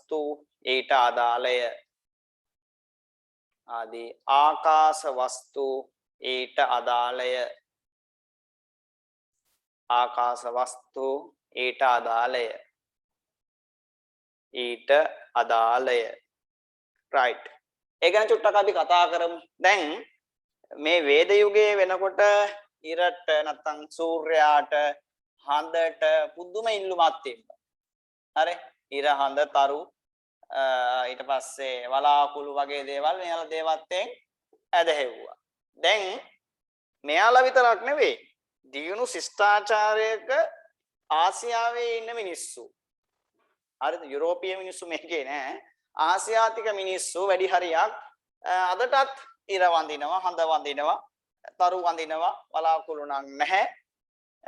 මේ ඉර හඳ තාරකා වලට පුදුම ඉල්ලුමක් තියෙනවා. සහ බුදුහාමුදුරන්ගේ දේශනාවලටත් ඉර හඳ පුදුම විදිහට සම්බන්ධ කරලා දෙනවා. දැන් ඔය සත්ත්ව සූර්යෝද්ගමන සූත්‍රය. ඊට පස්සේ වෙනමම තියෙනවා සූර්යෝ මට මතක නැහැ ඉර සම්බන්ධයෙන් කියන වෙනම සූත්‍රයක් තියෙනවා. හරිද? එන හඳ බුදුදහමේ යම් දේවල්ට උදාහරණ වශයෙන් අරන් තියෙනවා. හරි? ඉතින් මේ වාගේ මේ ස්වභාවික වස්තුන් පිළිබඳව බෞද්ධ දර්ශනයේ යම් කාරණා එනවා. නමුත් මම අර කිව්වා වාගේම යුරෝපීයන් හැරුණකොට නැත්නම් ඔවුන් ඇවිල්ලා දිනු ශිෂ්ටාචාරය කියන මිනිස්සු ඔවුන් පරිණාමය වෙලා අපිට වඩා වැඩි. හැබැයි තාම අපි පරිණාමය වෙමින් යන ජනතාවක්. අපි තාමත් ඉරහඳ තාරකා වලට වඳිනවා. විශේෂයෙන්ම ලංකාව ඉන්දියාව වගේ රටවල්. විශේෂයෙන්ම ඉන්දියාව. ලංකාවත් එහෙමයි. ලංකාවත් ඒ මට්ටමින්ම මේ වෙනකොට ඉන්නේ. ඉතින් අපි මොනතරම්නම් ඉරට හඳට වඳිනවද? මම ඔප්පු කරන්නද? දැන් ඉරට වඳින අවස්ථාවක් වශයෙන් අපිට ගන්න පුළුවන් මේ අපි අවුරුදු සමරනවානේ. නේද? අපි අවුරුදු සමරනවා. ඒකෙදී කියනවා මොනවද? සූර්යයා මේ මීන රාශියේ ඉඳලා මේෂ රාශියට එන එක තමයි අපි අවුරුද්ද කියලා අපි විශ්වාස කරන්නේ. අලුත් අවුරුද්ද. අපි එකට කියනවා සූර්ය මංගල උත්සවය කියලා. හරිද? මොකක්ද අපි එකට කියන්නේ? සූර්ය මංගල උත්සවය කියලා අපි කියනවා. පැහැදිලිද? සූර්ය මංගල උත්සවය කියන්නේ මොකද්ද? සූර්යාගේ මංගල්‍ය. මේක ඇවිල්ලා හින්දුන්ගේ එකක්. අපේ එකක් නෙවෙයි ඈ. හින්දුන්ගේ එකක් තමයි අපි අපේ සිංහල අවුරුද්දක් වශයෙන් අපි අදහන්නේ. ඒකෙදි කතන්දරය තමයි මොකද්ද වෙන්නේ? සූර්යයා මීන රාශියේ ඉඳලා මේෂ රාශියට එනවලු. දැන් ඇත්තටම විද්‍යානුකූලව අපි දන්නවානේ සූර්යයා කැරකෙන්නේ නැහැ කියන්නේ. සූර්යයා අපි වටේද කැරකෙන්නේ අපි සූර්යයා වටේද කැරකෙන්නේ. දැන් ඔයාලා දන්නවා ඒක. ඔයාලා පොඩි බබාලා නෙවෙයි. 11 වසරේ විද්‍යා පාඩමේදී ඉගෙන ගත්තානේ සූර්යයා වට අපි තමයි භ්‍රමණය වෙන්නේ. හැබැයි අතනදී කියනවා මොකද්ද? සූර්යයා මීන රාශියේ ඉඳලා මේෂ රාශියට එනවලු. සූර්යයා කොහෙවත් යන්නේ නැහැ. ඉතින් මේ කුණුහරුපේ දන්නවා අපි මොකද්ද කියලා. නමුත් ඕක ඇත්ත කාර්යය දැනගෙන අපි අවුරුදු උත්සවය සමරනවා. ඒකයි අපි තාම මේ මිත්‍යා විශ්වාස වල ගිරිලා ඉන්නේ.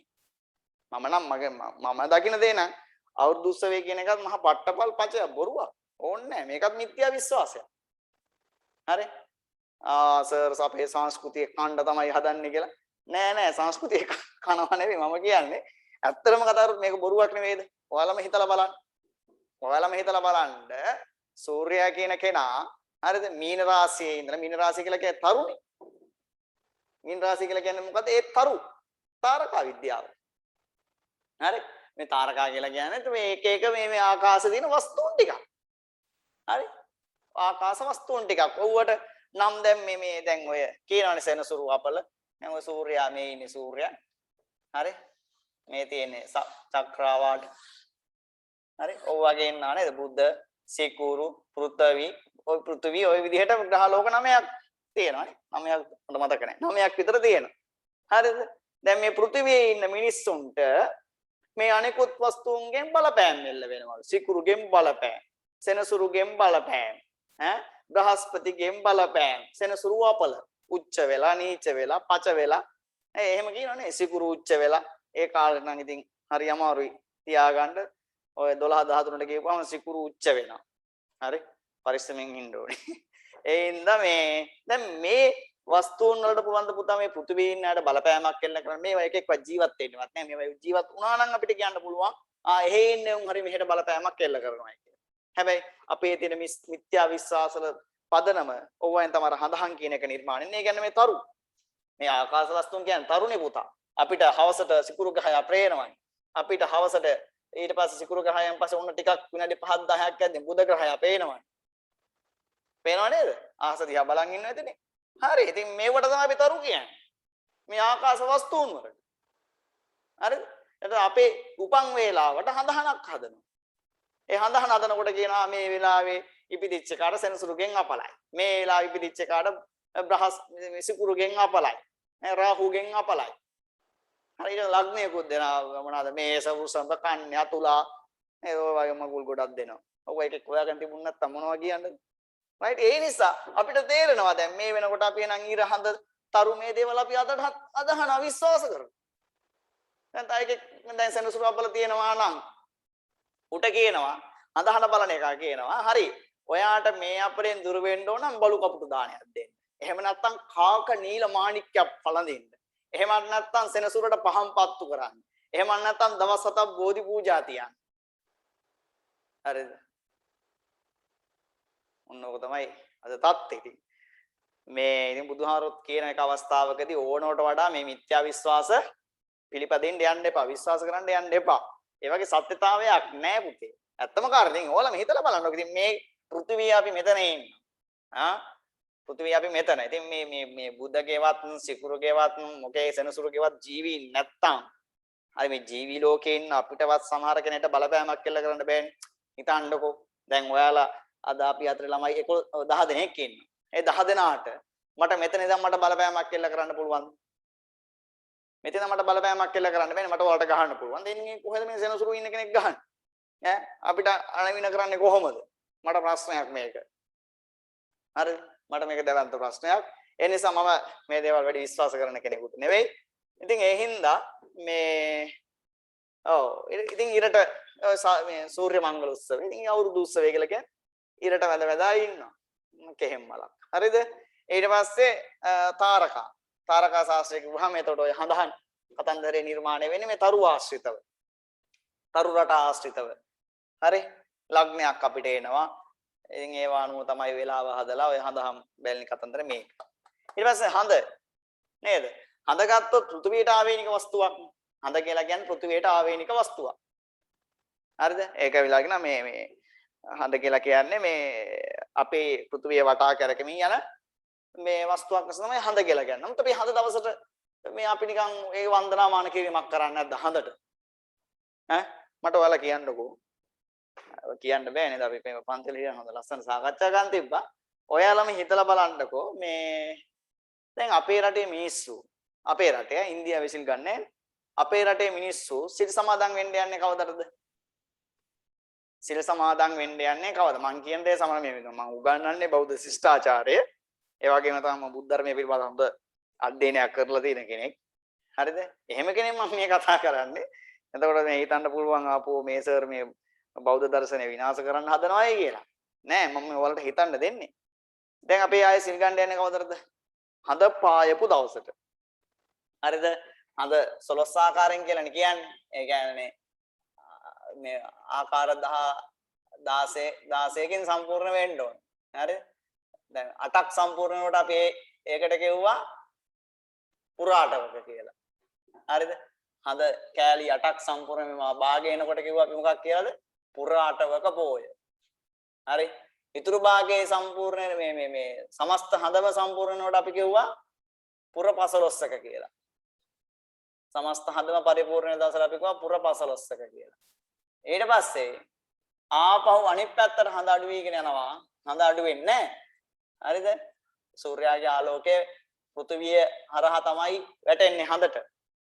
හරි? ඒතර පෘථිවියෙන් වැහෙන්න හඳට ආලෝකය එන්නේ නැහැ.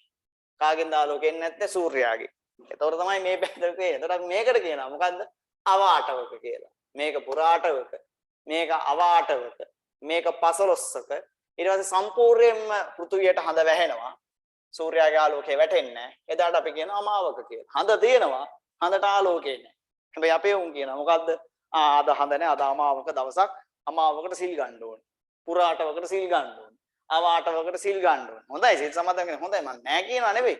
මම කියන මන්දර මතය තමයි සීලය කියන එක රකින්න පුරාටවකවත් අවාටවකවත් අමාවකවත් 15කවත් එන්න ඕනේ නැහැ. අපේ උන් හැමදාම සිල් ගන්න යන්නේ කවදටද?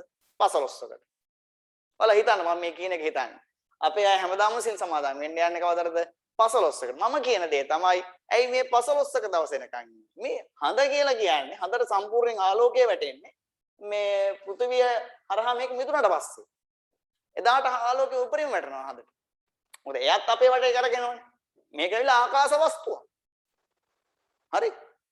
අපේ උනට සිල් සමාදන් යන්නේ කවදද? 15ක දවසට. දැන් අපේ කට්ටිය වැරදි මත දරනවා පුතා. හරියට මේ බෞද්ධ දර්ශනය අල්ලගෙන නැහැ. ඔබ ගෙවල් හින්දා කියන්නත් බෑ. ගෙවල් වල යහගෙන හිටියොත් එහෙනම් මලම කුලම් මට වෙන්නේ. දැන් අපේ ඔය සමහර කට්ටිය කියන්නේ බුදුහාඳුරුන්ගේ හරි මොනවා හරි පොයේට විශේෂතා කියලා. මේ පොයේ විශේෂතා නෙවෙයි. ඒ මාසයේ විශේෂතා. හරිද? සිංහල මාසෙක මේ ගන්න වෙසක් පොසොන් ඇසල නිකිනි ඒ විදිහටනේ. එතන මේ පොයේ දවසට වෙච්ච කාරණාවක් නෙවෙයි. ඒක අපි ජනමාධ්‍යෙන් වුණත් සමහර භික්ෂුන් වහන්සේලා වුණත් ඒක නිර්වචනය කරන ඉතින් වැරදි. හරිද? මේ ඒ පොයේටම මේක උනේ නැහැ. දැන් අපි සරල වශයෙන්ම ගමුකෝ මහින්දාගමනේ සිද්ධ වුණේ පොසොන් පොයේ දවසේ කියලා අපි කියනවා. හරිද? කියන පොයේ දවසෙම වුණා. එහෙම නෙමෙයි මේක කියන්නේ. හරිනම් ඕක විය යුත්තේ මේ පොසොන් මාසයේ තමයි මේ දේ සිද්ධ වුනේ කියන්නේ. හැබැයි අපේ කට්ටිය අර්ථකථනය කරන මේක ඒ පොයේටම වුණා කියලා. ඉතින් ඒක වැරදි මතයක් නේද? මම නම් ඒකේ හරි මේ සත්‍යතාවයක් දකින්නේ නැහැ. ඒ කියන්නේ දේවල් උනේ නැහැ කියන එක නෙමෙයි මම කියන්නේ. ඒක එදාම මේ පොයේ දවසේ වුණා කියන එක ඒක හිතා ගන්න පුළුවන් කාරණාවක් නෙවෙයි. ඔයාලා උනත් හිමින් සැරේ හිතලා බලන්න මේ කියපු කාරණේ ඇත්තක්ද බොරුවක්ද නැත්නම් මූට පිස්සුද කියලා කියන්නේ. අවුලක් නැහැ ඉතින්. හරි ඉතින් ඔයාලා උනත් දැන් තේරෙනද මම කියන එක මේ හඳ නැත්තම් ඒතර අපි සිල් ගනීද? හරි මොනා හරි දෙයකින් මේ හඳ කියන ආකාශ වස්තුව අපෙන් ඈතට යනවා. පෘථිවියෙන් ඈතට යනවා. එතකොට අපේ කට්ටිය සිල් ගනීද? එහෙනම් මේක හඳ නැත්තම් අපි සිල් ගන්න නෑ. හඳ තියෙනද තමයි සිල් ගන්න. ඒකයි මම කිව්වේ සීලය කියන එක හඳ පායන දවසටම රකින්න ඕන දෙයක් නෙවෙයි. ඒක සදාකාලික ඕන වෙලාවට ඕන කෙනෙක්ට විනාඩි 5ක් හරි රකින්නවා නම් ඒත් ඇති. විනාඩි 5ක් හරි තමන්ගේ අට සිල්ද දස සිල්ද පන්සිල්ද ඒ සීල විනාඩි 5ක් රැක්කත් ඇති පුතා. ඒක මේක රැයක් ඒව වැඩක් නැහැ ඉතින්. හරි. ඉතින් එහෙනම් මේ අපි සබා දහම ඉතින් මේ විදිහට වඳිනවා. ඉර හඳ තාරක අපි අදටත් වඳිනවා. ඉර හඳ තාරක අපි අදටත් වඳිනවා. පැහැදිලිද? right. අපි දෙවෙනි කාර්යය ලියාගමු. දෙවෙනි කාරණය. එතකොට එන්නේ ඊළඟ දේව කොටස් තමයි භූමස්ත. භූමස්ත දෙවිවරු.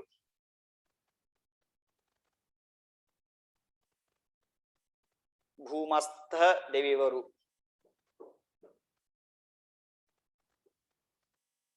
භූමස්ත දෙවිවරු. පොළවේ ඇති ස්වභාවික සම්පත්. පොළවේ ඇති ස්වභාවික සම්පත්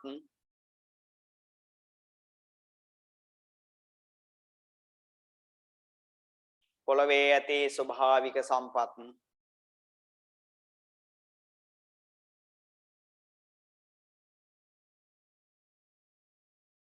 දේවත්වෙහිලා සැලකීම දේවත්වෙහිලා සැලකීම දේවත්වෙහිලා සැලකීම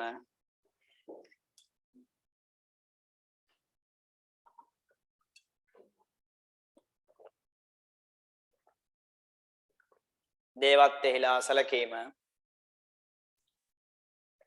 භූමස්ත දෙවිවරු වශයෙන් හැඳින්වේ.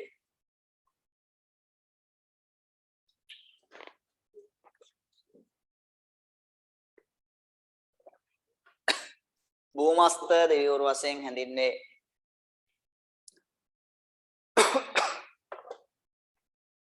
භූමස්ත දෙවිවරු වශයෙන් හැඳින්වේ. ගින්න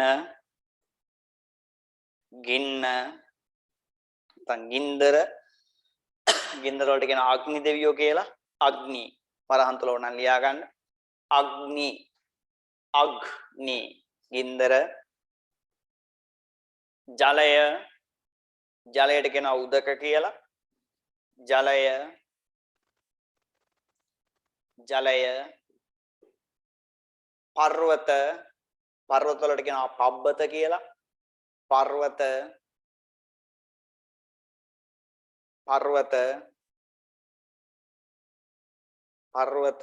පබ්බත කියන වචනේ භාවිතා කරනවා.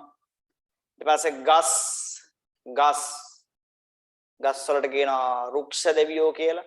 අදටත් එනවා රුක් දෙවියෝ කියන එක. රුක් දෙවියෝ මේ බෞද්ධ මේ ඉතිහාසය තුලත් රුක්ෂ දෙවියන් සම්බන්ධයෙන් බොහෝ කරුණු වෙනවා. ගෞතම බුදුරජාණන් වහන්සේ බෝසතාත්මවල රුක්ෂ දෙවියන් වශයෙන් උත්පත්ති ලැබලා ඉඳලා තියෙනවා.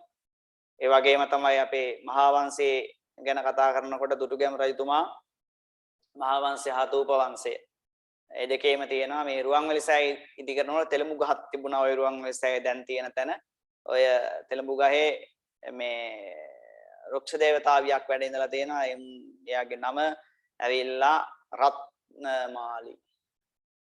ඔව් රත්නමාලි නේද? රත්නමාලි කියලා කිව්වා. ඊට පස්සේ ස්වර්ණමාලි කියලාත් කිව්වා. එතකොට ඒ දුර්ගම රජතුමා ඒ ස්තූපය ඉදි කරන්න යනකොට ඉදි කරනු ඒ ශිල්පීන් විසින් එතලමු ගහ කපලා අයින් කරලා තිනා මේ රුක්ෂ දෙවියේ දේවතාවියක්ගේ වාස භවනක් කියන එක දන්නේ නැහැ.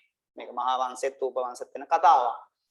ඉතින් ඊට පස්සේ මේ චෛත්‍ය හදන්න බෑ. චෛත්‍ය ගිලා බහිනවා. හේතුව පොඩ්ඩක් විමසලා බලනකොට දැනගන්න හම්බ වෙන මෙතන තිබිච්ච මේ රුක්ෂ භවනක්, දේව භවනක් විනාශ කරලා තියෙනවා. ඒක තමයි මේකට හේතුව කියලා. ඊට පස්සේ දුර්ගණතුමා පොරොන්දු වෙනවා මේ වැඩේ කරගෙන යන්න උදව් කරන්න චෛත්‍යයට ඔබතුමියගේ නම තියෙනවා කියලා. හරිද? ඒ නිසා තමයි පණ්ඩිත අමරදේව මහත්මයා ගීතයක් ගායනා කරන මේ හා සම්බන්ධයෙන්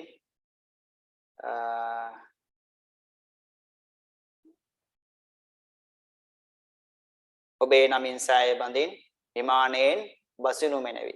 ස්වර්ණමාලියේ රූබර ස්වර්ණමාලියේ අහලාද නේද? ඔබේ නමින් සෑය බඳින් විමානයෙන් බසිනු මැනවි. ස්වර්ණමාලියේ රූබර ස්වර්ණමාලියේ. නොයි ගීතය නිර්මාණය වෙන්නේ ওই කතාව පාදක කරගෙන. එතකොට ඒ රුක්ෂ දෙවියන් සම්බන්ධයෙන් එකලත් විශ්වාසයක් තිබිලා තිබෙනවා. මේකලත් විශ්වාසයක් තිබිලා තියෙනවා. අදටත් ඒ විශ්වාසයන් තියෙනවා. අදටත් රුක්ෂ දේවතාවුන් ඉන්නවා කියලා සමහර ගස් වලට වඳින මිනිස්සු ඉන්නවා. විශ්වාසයන් තමයි තින්නේ. හරි.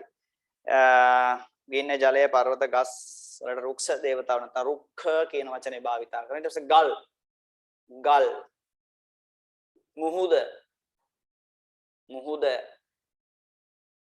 මුහුද සමුද්‍ර කියන වචනේ පාවිච්චි කරා. සමුද්‍ර මුහුද. ඊට පස්සේ ගංගා ඔය වගේ අලදොල ආදිය අපිට ගන්න පුළුවන්. යනාදී වස්තුන්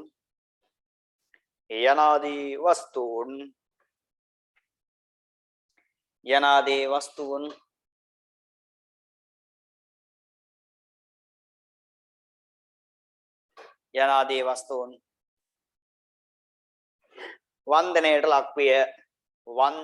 ලක්විය.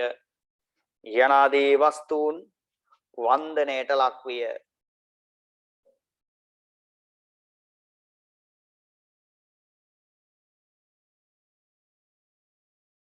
වන්දනයට ලක්විය. ඉතින් අදටත් මෙව තියෙනවා. ගිනි දෙවියන් අපි අදටත් පූජනවා. හරි? ගින්දර කියන එක අපි අදටත් පූජා කරනවා. මේ හැබැයි ඒක අපි නම් කරන්නේ බෞද්ධ සංකල්පයක් මත. බුදුරජාණන් වහන්සේගේ ගන්ධ කුටිය ආලෝකමත් වෙන්න පහන් පූජාව සිද්ධ කරනවා. දැන් මිහිඳු හාමුදුරු ලංකාවට එනකොට අපිට මේක වෙනම පාඩමක් වශයෙන් ඉගෙන ගන්න තියෙනවා. මහින්ද යුගයෙන් පෙර සහ පසු කියලා. මහින්දාගමනට පෙර සහ පසු. එතෙන්ට යන්න කලින් මම චුට්ටි පැහැදිලි කිරීමක් කරන්න මේ භූමස්ත දෙවිවරු වන්දනය සම්බන්ධයෙන් අදටත් අපි කරනවා කියන එක. මේ ගින්න කියන එක අපි අදටත් භාවිතා කරනවා. ගිනි දෙවියන් අදටත් අපි පාවිච්චි කරනවා. නැද්ද? මම ඔප්පු කරන්නද? අපි කුමන හෝ සංස්කෘතික බංගල්‍යයක් පටන් ගන්නකොට පොල් තෙල් පහන දැල්වන්නේ නැද්ද? පොල් තෙල් පහන දැල්වනවද නැද්ද? දැල්වනවා. හැම උත්සවයකට දැල්වනවනේ. ආගමික උත්සවයක් ඊට පස්සේ සංස්කෘතික මේ උත්සවයක් අපේ විතරක් නෙවෙයි දෙවියන් ඔය දේවාල වලත් අර ගින්දර අරන් ඇවිල්ලා ඔහොම කරන්නේ. දැකලා ඇතිනේ. ගිනි මේකට කපුරු අනම්මනම් දාලා නේද? ඒ ගින්නෙන් නැගෙන දුම අර එක්කෙනාට මෙහෙම කරනවා. නේද? මේ පැත්තට යවනවා. ඒක තමයි. ගිනි දෙවියන් පිළි වගේ පොඩි දේවල් අද තියෙනවා ඉතුරු වෙලා. සම්පූර්ණයෙන් නැති වෙලා නැහැ මේ වෛදිකගේ සිස්ටම් තාම තියෙනවා. හරි? එතකොට මේ දේවාල වල ඒක සිද්ධ වෙනවා. පන්සල් වලත් ගිනි දෙවියන් පුදනවනේ. පන්සල් වලත් ඒ වැඩේ කරනවා. හරි? බුදුරජාණන් වහන්සේට මේ පහන් ආලෝක පූජා කරන්නේ නැද්ද? ලක්ෂ ගණන් කෝටි ගණන් මේ සමහර අය ඉන්න හැම ගිහිල්ලා පහන් පූජා කරනවා. එහෙම පහන් පූජා කරන ගමන් කියන ගාතාවත් මොකද්ද? ඝනසාරප්පදිත්තේන දීපේන තමදන්සිනා තිලෝක දීපං සම්බුද්ධං පූජයාමි තමෝනුදං. දැන් ওই ගාතාවේ හරි අර්ථකථනය දැක්කොත් එහෙම හිතුවොත් එහෙම මේක බොරු වැඩක් කියලා වලට තේරෙයි. මේ ඝනසාරප්පදිත්තේන කියන්නේ ඝන අන්ධකාරයේ සහිත බුදුරජාණන් වහන්සේගේ මුනි කුටිය. ඝන අන්ධකාරයේ සහිත බුදුන් වහන්සේගේ මුනි කුටිය. මුනි කුටිය කියලා කිව්වේ උන්වහන්සේ වැඩ ඉන්න කුටිය ආරාමය ආලෝකවත් වීම සඳහා මම මේ පහන් පත්තු කරමි. මේ ආලෝකේ පූජා කරමි. මේක තමයි කියන්නේ ඝනසාරප්පදිත්තේන දීපේන තම දන්සිනා තිලෝක දීපං සම්බුද්ධං පූජයාමි තමෝනුදං. ඔබ වහන්සේගේ කුටිය ආලෝකමත් වෙන්න මම මේ පහන් පූජා කරනවා කියලා අපේ කට්ටිය ගිහිල්ලා මහ දවල් 12ට පහන් පත්තු කරලත් එනවා. මහ දවල් 12ට පහන් පත්තු කරලා එනවා. නැද්ද එන්නේ? ඔය ඕන තරම් බලන්නකො පන්සල් වල. ඈ රුවන්වැලිසෑයට එහෙම ගියොත් එහෙම දෙන්නත් එක්ක අත් අල්ලගෙන ගිහිල්ලා යන් නංගි අපි පහන් පූජා කරලෙමු කියලා මහා ගිනි මද්දානේ දවල් 2ට විතර ක්ලාස් එන්නතු යනවනේ පැත්තේ. එහෙම ගිහිල්ලා පහන් පත්තු කරලා එනවා දවල් 12ට කියලා ගණ ගාතාවක් කියනවා ඝනසාරප්පදිත්තේන කියලා. හරිද මේක වැරදි. වැරදි වැඩක්. පහන් පත්තු කරන්න ඕනේ. හවසට. හරි. හවසට. දැන් ඒක අර අර්ථාන්විත කරා මිහිඳු හාමුදුරුවෝ ඇවිල්ලා ඔයාලා ගිනි දෙවියන් පිදුවට කමක් නැහැ. හැබැයි පුදන්න මේ විදිහට කියලා ඒවට ඉතින් ගාතත් හදලා ඔක්කොමත් කරලා ගියා. ගියා වුණාට අපේ උන් ගිහිල්ලා ගිනි මද්දාහනේ පහන් පත්තු කරන ලක්ෂ ගණනේ 500 වැටි පූජා නම් මන එහෙමත් කරනවා. ඉතින් මෙව්වා කොහේ ලොව යන්න හිතාගෙන කරනවද කියලා දන්නේ නැහැ. මට තේරෙන්නේ නැහැ. දැන් උඹලට මම මේ කියන්නේ ඔය වගේ දේවල් තියාගන්න එපා. අපි වඳින්න ඕනේ පුදන්න ඕනේ. හැබැයි වැඩි හරියක් බුදුන් වහන්සේගේ දේශනාව වන්නේ ප්‍රතිපත්ති පූජාවට වඩා ආමිස පූජාව. හරි? ආමිස පූජාව තමයි වැදගත් වන්නේ. ප්‍රතිපත්ති පූජාවට උන්වහන්සේ වැඩි තැනක් ලබා දෙන්නේ නැහැ. ආමිසයෙන් තමයි අපි කටයුතු කරන්නට අවශ්‍ය වෙන්නේ. කියන්නේ දර්ශනය තමයි අපි පිළිපදින්නට ඕනි. එහෙම නැතුව 5 ලක්ෂ ගණන් පූජා කරලා වැඩක් නැහැ පුතේ. හිත්තල කුහක කන්තියාගෙන. හිත්තල දුෂ්ටකම් තියාගෙන, හිත්තල තණ්හාව තියාගෙන මොනතරම් පින් අතේ වැඩ කරත් වැඩක් වෙන්නේ නැහැ. මම එක දවසක් රුවන්වැලිසෑයට යනකොට රුවන්වැලිසෑයේ කප්රුක් පූජාව කියලා එකක් කරනවානේ. අර චෛත්‍ය වටා සිවුරු රෙද්දක් පොතන්නේ. වලට එහෙම කිව්වොත් තේරෙනවනේ. ඉතින් එහෙම එකක් වඩම්මාගෙන එනවා. මම රුවන්වැලිසෑයේ පැත්තකට වෙලා මේ ඉතින් රුවන්වැලිසෑය දිහා බලාගෙන වන්දනාමාන කර කර ඉන්න වෙලාවේ මම දැක්කා එක්තරා උපාසකම්ම කෙනෙක් අටපිරිකරක් ඔළුවේ තියාගෙන අර චෛත්‍ය වටේ කැරකි ඉන්නවා. මම කරයාගේ බාරයක් වෙන්න ඇති. එහෙම කැරකි ඉඳලා දැන් එයා එක හරි ගෞරවයෙන් කරන වැඩක් නේ ඔළුවේ තියාගෙන යන්නේ හොඳයි. වරදක් නැහැ. මේ ඉතින් එහෙම තියාගෙන යනකොට ඒ අතර දැන් අර කප්රුක් පූජාවක් එනවා. හරි. දැන් එම කාන්තාව මොකද ගන්න අර වටහත යන්න කලින් දැන් අරක දැක්කා. කප්රුක් පූජා වෙනවා දැක්කා. ඒක දැකලා ටක් ගාලා මොකද කරන්නේ? අටපිරිකර ඔළුවේ තිබිච්ච අටපිරිකර ගත්තා කිහිල්ලට. අටපිරිකර දැන් තියෙන්නේ කොහෙද? කිහිල්ලේ. ඔළුවේ තිබිච්ච අටපිරිකර කිහිල්ලට අරගෙන අර දැන් අරකට සම්මාදම් වෙන්න ඕන නිසා අරකිනු කොනක් අල්ලගෙන යනවා. අටපිරිකර කිහිල්ලේ. හරි? අටපිරිකර කිහිල්ලේ අර කප්රුකේ තත්තක් අල්ලගෙන යනවා. දැන් මේක මොකද්ද? මට හිතුනේ ඒ උන්දා නිවන් දකින්න තිබ්බ තණ්හාව. නිවන් දකින්න තියෙන තණ්හාව තමයි මට ඒකෙන් පෙවුනේ. එක පිනක්වත් හරියට කරගත්තේ නෑ ගෑණි. අර අටපිරිකර හරියට පූජා කරලා වැඳලා ගියා නම් ඒක එකක්. නමුත් ඒකත් කිහිල්ලට අරගෙන නේ සාමාන්‍ය අටපිරිකරක් කියලා කියන්නේ තනිකර භික්ෂුවක්නේ. ඉතින් භික්ෂුව කිහිල්ලට අරගෙන අරකට අත තියාගෙන යනවා. මේක එතකොට මේ නොදැනුවත්කම මෝඩකම.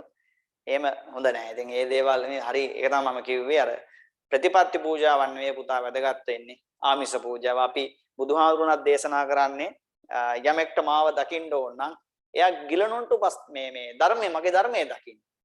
යමෙක්ට මාව දකින්න ඕන නම් මට වන්දනාමාන කරන්න ඕන නම් මගේ ධර්මයේ රකින්න. නැතුව මේ ප්‍රතිපත්ති පූජා නෙවෙයි. එහෙම කියලා ප්‍රතිපත්ති පූජා ඈත්ෙන්න එපා. මම කිව්වේ සමහරව ඉන්නවනේ මේ වෙනම මේක විකාරයක් කරගෙන ප්‍රතිපත්ති පූජා කරනවානේ. සෝමාවතී චෛත්‍යයට පළතුරු පූජා කරපු අය හිටියනේ. හරි. සෝමාවතී චෛත්‍යයට පළතුරු ටොන් ගණන් අරන් ගිහිල්ලා පූජා කරා. කවුරු කන්නද? නේද? ඒක සතෙකුට පූජා කරා නම් ඉවරයි. ඒක පිනක්. ඒ වගේ අර ගොන් ප්‍රතිපත්ති පූජා තියෙනවා. මේ නමුත් බුදුහාරෝ කියන්නේ මොකද්ද? යමෙක් මගේ ධර්මයේ දකින්න. හරි? යමෙක් මගේ ධර්මයේ දකින්න. ඒ ධර්මයේ දකින පුජ්‍යල මාව දැක්කා හා සමානයි.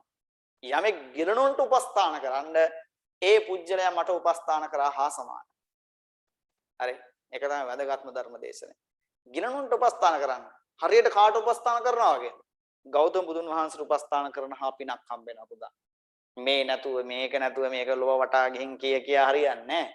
බුදුර ප්‍රතිපත්ති පූජා තියා හරියන්නේ නැහැ. 5 ලක්ෂ කරන්නේ කෝටියක් පත්තු කරත් නිවන් යන්නේ නැහැ පුතා. ඔවුන් තුල ආමිෂ ගති ලක්ෂණ නැත්තම්, ඔවුන් තුල හරි නිවැරදි ධර්ම කරුණු නැත්තම් නේද? හිත පිරිසුදු නැත්තම් කොච්චරවත් වැඩක් වෙන්නේ නැහැ. හරි. ඉතින් ඒ හින්දා මේ අපි යම් දේවල් කරනකොට ඒ තුල යම්කිසි සත්‍යතාවය දැනගෙන ඒ අර්ථාවබෝධ දැනගෙන අපි කරන්නට ඕනේ. ඔබ එක පහනක් පත්තු කරත් ඇති පහන් ලක්ෂයක් පත්තු කරාට වඩා එක පහන සදහැසිතින් යුක්ත පූජා කරනවා නම් ඒක ලොකු පිනක්. දැන් ඔයාලා දන්නවා මම මේක තවදුරටත් තහවුරු කරන්න හොඳ ලස්සන තව කතාවක් කියන්න. මේ ජේතවනාරාමයේ හැදුවේ කවුද? ලංකාවේ ජේතවනාරාමයේ හැදුවේ මහසෙන්. මම කියන්නේ ඉන්දියාවේ ජේතවනාරාමයේ හැදුවේ අනාථපිණ්ඩිකස්ස මේ අනේපිඬු සිටුතුමා. නැත්නම් අනාථපිණ්ඩිකස්ස කියලාත් කිව්වා. අනේපිඬු සිටුතුමා තමයි ජේතවනාරාමයේ හැදුවේ. ඒකට ගියා කහවණු කෝටි 80 ලක්ෂයක්. කහවණු කෝටි 80 ලක්ෂයක් ගියා ජේතවනාරාමයේ හදන්න. හරිද? හැබැයි එතුමාට පුළුවන් වුණේ සෝවාන් වෙන්න විතරයි. උච්චර ලොකු පිනක් කරලා එතුමාට හම්බුනේ සෝවාන් වෙන්න විතරයි. හැබැයි ජේතවනාරාමයට මුල්ගල තිබ්බ දවසේ ඉඳලා ජේතවනාරාමයට මුල්ගල තිබ්බ දවසේ ඉඳලා ඕක හදලා නිම කරන කම්ම පාරේ ගියපු හිඟන්නේ ඔය දිහා බලලා සන්තෝෂ වුණා. අනේ සාදු අපේ ගෞතම බුදුරජාන් වහන්සේට මේක පූජා කරන්න මේක කරගන්න අනපේ අනේපිඬු සිටුතුමාට වාසනාව ශක්තිය ධෛර්යය ලැබේවා කියලා එයා හැමදාමත් මේ හිඟන්න ප්‍රාර්ථනා කර කර යනවා. හරිද? මේ හිඟන්න හැබැයි තඹ දොයිතෝකින්වත් මේ හිඟන්න උදව් කළේ නැහැ. කරන්න දෙන්නේ හිඟන්නනේ. හැබැයි ඔහුගේ හිත පිරිසුදු. ඔහු හැම වෙලාවෙම කියනවා අනේ සාදු අනේ පින් සිද්ධ වැඩක් මේ අනේපිඬු සිටුතුමා කරගන්න අපි භික්ෂු මහා සංඝරත්නය උදෙසා මේ තරම් මනරම් ආරාමයක් පූජා කරනවා. ඒ ආරාමයට පූජා කරපු අනේපිඬු සෝවාන් වුණා. ආරාමයේ දිහා බලන් සතුටු වෙච්ච මිනිස්සයා නිවන් ගියා. දැක්කන් දෙකේ වෙනස. මේක ඇත්ත කතාව. මේ බෞද්ධ දර්ශනයේ ඇත්ත කතාවක්. අර මිනිස්සයා මේ රහත් ඵලය ලැබුවා. බුදුහාමුදුරන්ගෙන් බණ අහලා රහත් ඵලය ලැබුවා. මෙච්චර පිනක් කරපු අනේපිඬු සෝවාන් වුණා. තේරුණා නේද? ඉතින් ඒ නිසා මේ වැදගත් වෙන්නේ ප්‍රතිපත්තියට වඩා ආමිසය. ඒක දැන් ඔයාලට ඔප්පු වෙනවා ඇති. ඊළඟ තුන්වෙනි කාරණේ අපි යමු අන්තරීක්ෂ දෙවිවරු. තුන්වෙනි කාරණේ අන්තරීක්ෂ දෙවිවරු.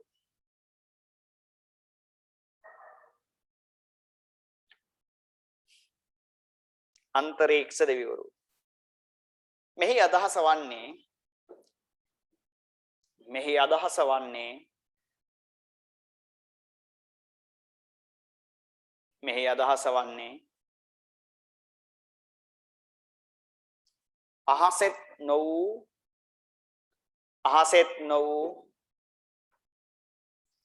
අහසෙත් නොවූ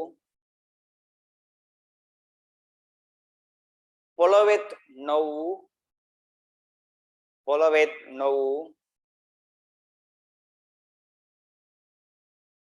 නොවූ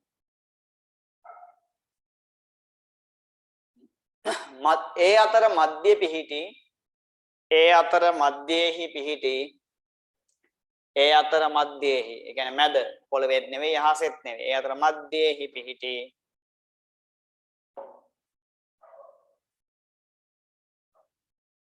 ස්වභාවික වස්තුන්‍ය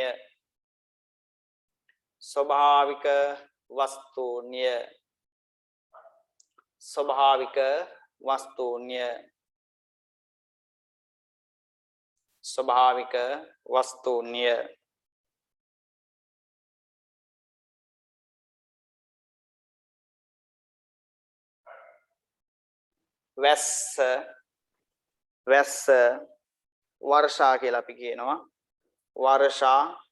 වැස්ස වරහන් තුල නම් වර්ෂා කියලා ලියා ගන්න. වැස්ස සුළඟ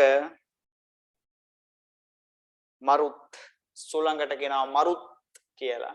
සුළඟ මරුත් වරහන් තුල මරුත් මාරුතය කියලා අපි කියන්නේ. මාරුතය කියන සුළඟට තව නමක් තමයි මරුත් කියලා කියන්නේ. පාලි භාෂාවෙන් මරුත්. වැස්ස සුළඟ විදුලියට කියනවා විජ්ජු. විදුලියට කියනවා විජ්ජු කියලා. විජ්ජු යන ස්වභාවික වස්තුන් යන ස්වභාවික වස්තුන් යන ස්වභාවික වස්තුන් යන ස්වභාවික වස්තුන්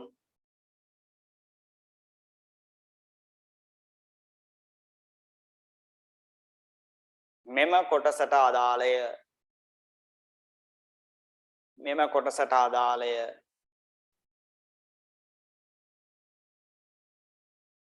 මෙම කොටසට අදාළය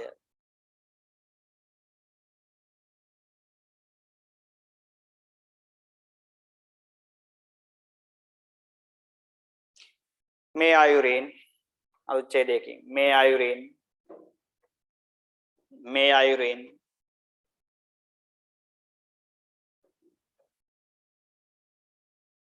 මේ අයුරින් වේද යුගයේ මිනිසුන්ට වේද යුගයේ මිනිසුන්ට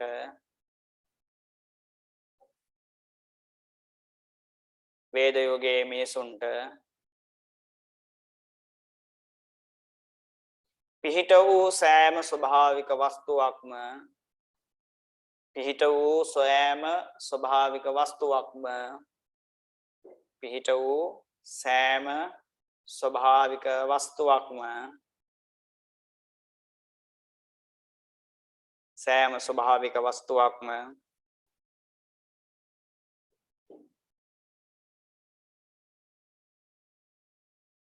සෑම ස්වභාවික වස්තුවක්ම දේවත්වයෙන් සලකන්නට විය දේවත්වයෙන් සලකන්නට විය දේවත්වයෙන් සලකන්නට විය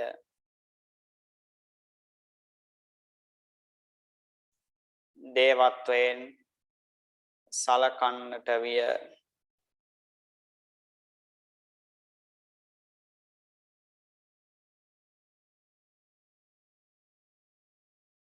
සලකන්නට විය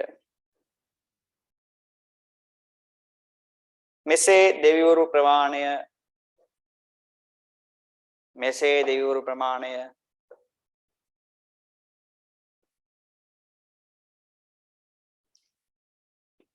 දිනෙන් දින වර්ධනය වූ නිසා දිනෙන් දින වර්ධනය වූ නිසා දිනෙන් දින වර්ධනය වූ නිසා දිනෙන් දින වර්ධනය වූ නිසා වර්ධනය වූ නිසා බහුදේවවාදී යුගයේ අනුවෙන්ද බහුදේවවාදී යුගයේ අනුවෙන්ද බහුදේවවාදී යුගයේ අනුවෙන්ද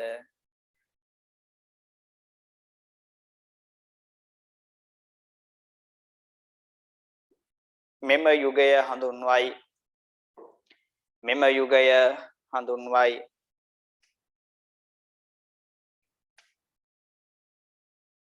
මෙම යුගය හඳුන්වයි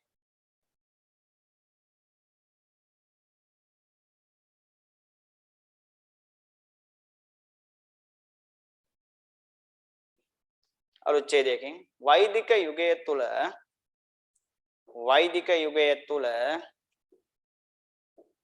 අනුච්ඡේදයකින් වෛදික යුගය තුල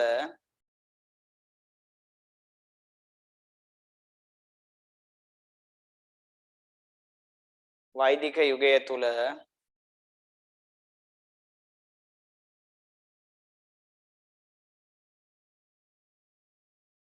වෛදික යුගය තුල සිදු වූ තවත් ප්‍රධාන කාරණාවක් වන්නේ සිදු වූ තවත් ප්‍රධාන කාරණාවක් වන්නේ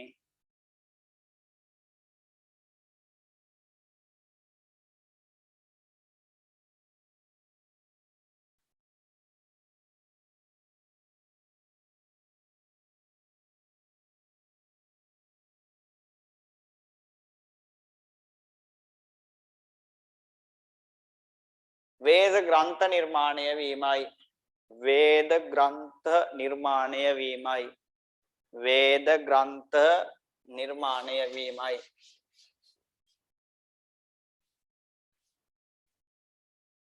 වේද ග්‍රන්ථ නිර්මාණය වීමයි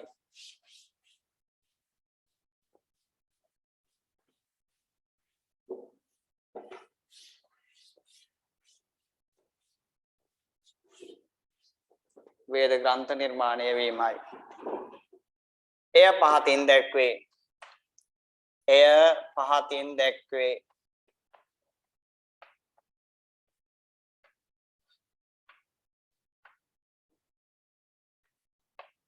එක පල්ලෙහාට ලියා ගන්න අවුලක් නැහැ. ඍග්වේදය යජුර්වේදය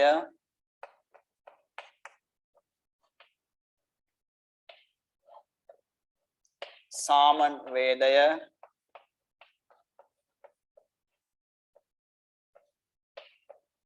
අතරවන් වේදය ඍග්වේදය යජුර්වේදය සාමන් වේදය අතරවන් වේදය යනුවෙනි.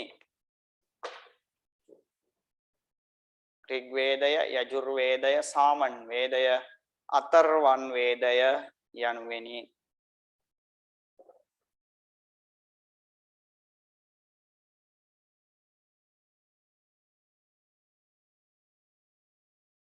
යනුවෙනි.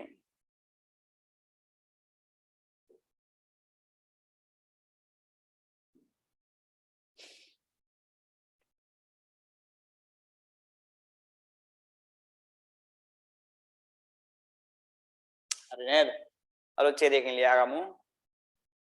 ඍග්වේදයේදී ඇතුළත් වූයේ ඍග්වේදයේදී මේක ශ්‍රුග් නෙවෙයි ඈ ඉරුකාරයේ තියෙන්නේ. ඍග්වේදයේදී ඇතුළත් වූයේ ඍග්වේදයේ ඇතුළත් වූයේ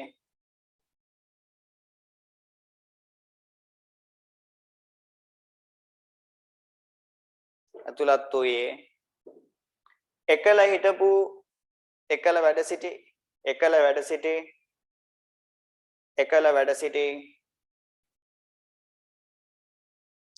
වැඩ සිටි දෙවිවරු වන්දනාමාන කිරීම සඳහා ඒ කියන්නේ ස්වභාවික වස්තුන් දෙවිවරු වන්දනා කිරීම සඳහා එකල වැඩ සිටි දෙවිවරු වන්දනා කිරීම සඳහා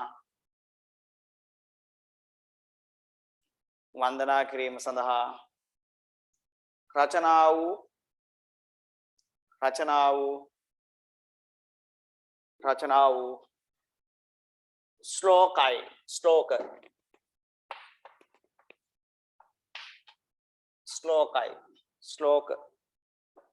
ශ්ලෝක සංස්කෘත වල ශ්ලෝක පාලි වල ගාථා සිංහල වල කවි ශ්ලෝකයි.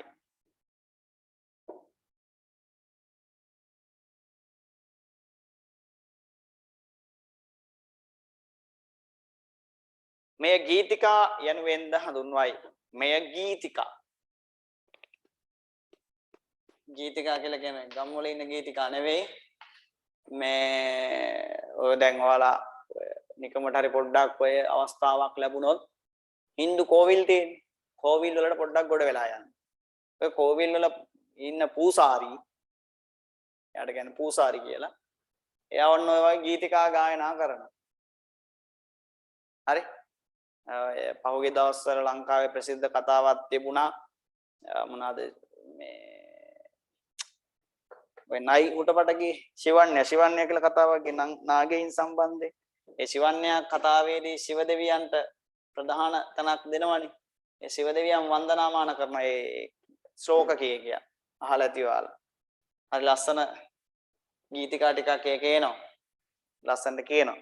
YouTube එකෙත් තියෙනවා. ගිහලා නිකන් දාලා බලන්න ශිව දෙවියන් වන්දනාමාන කිරීමේදී ගායනා කරන ස්තෝත්‍ර ගීතිකා කොහොමද? ස්තෝත්‍රත් කියනවට කියනවා. ස්තෝත්‍ර කියලා කිව්වා. හරි. මේ ඉතින් ඒව හරි මිහිරි શબ્දයක් තියෙන සංස්කෘත වචන තමයි වැඩි හරියක් තියෙන්නේ. හරි ලස්සනයි අහන් ඉන්න පුළුවන් මේ ගීතිකා යනුවෙන් දෙය හඳුන්වයි. ඊළඟ ඒකටම ලියා ගන්න. යජුර්වේදයේදී ඇතුළත් වූයේ යජුර්වේදයේදී එම ඡේදයටමයි යජුර්වේදයේදී ඇතුළත් වූයේ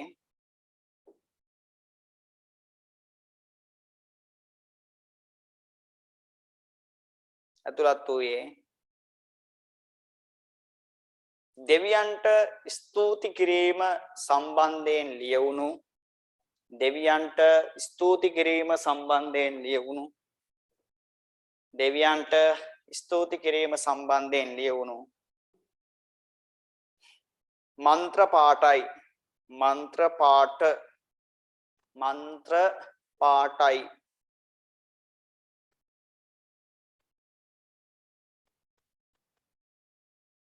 මන්ත්‍ර පාඨයි සාම වේදයේ ඇතුළත් වූයේ සාම වේදයේ නැත්නම් සාමන් වේදයේ ඇතුළත් වූයේ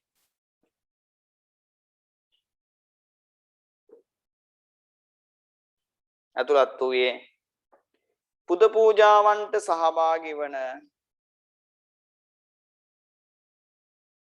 පුද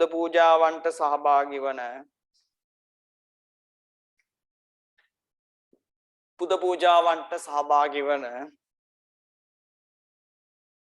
දෙවියන් වෙනුවෙන්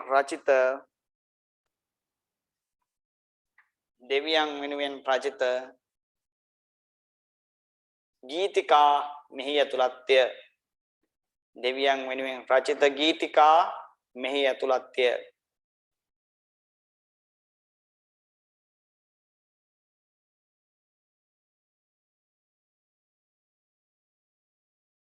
ගීතිකා මෙහි ඇතුළත්ය අතරවන් වේදයේදී දැක්වෙන්නේ අතරවන්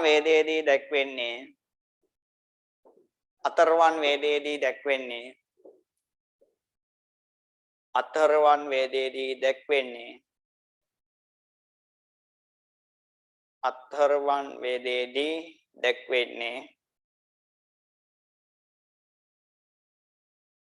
අදෘශ්‍යමාන බලවේග සම්බන්ධයෙන් අදෘශ්‍යමාන බලවේග කියන්නේ යක්ෂ ප්‍රේත කුම්භාණ්ඩ පිසාච ඒ වගේ අදෘශ්‍යමාන බලවේග සම්බන්ධයෙන්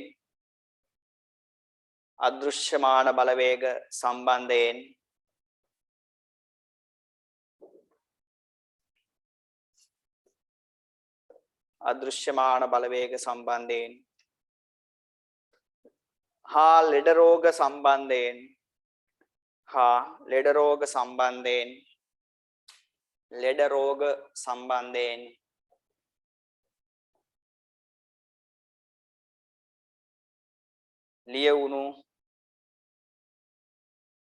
ලියවුණු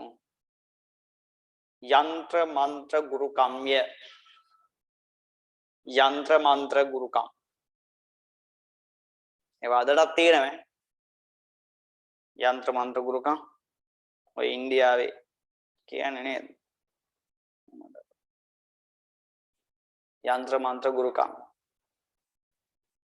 ගුරුකම්ය ඒවා යන්ත්‍ර මන්ත්‍ර තේන යක්ෂයන් මෙල්ල කරන්න භූතයන් මෙල්ල කරන්න ඒවා ඉන්දියාවෙන් තමයි පැවතගෙන ඉන්නේ ඒවා තියෙන අතරවන් වේදේ ලෙඩ රෝග සම්බන්ධයෙන් යම් යන්ත්‍ර මන්ත්‍ර එහි ඇතුළත් වෙනවා හරි ඊළඟ වේද යුගයේ අවුච්චේදී වේද යුගයේ සිදු අවසන්ම කාරණය වන්නේ වේද යුගයේ සිදු වුණු අවසන්ම කාරණය වන්නේ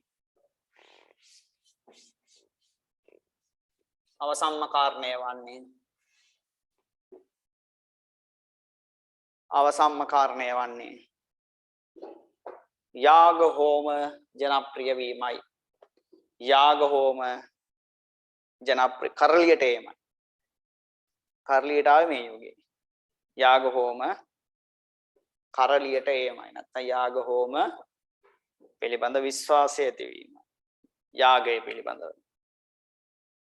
කරලියට එීමයි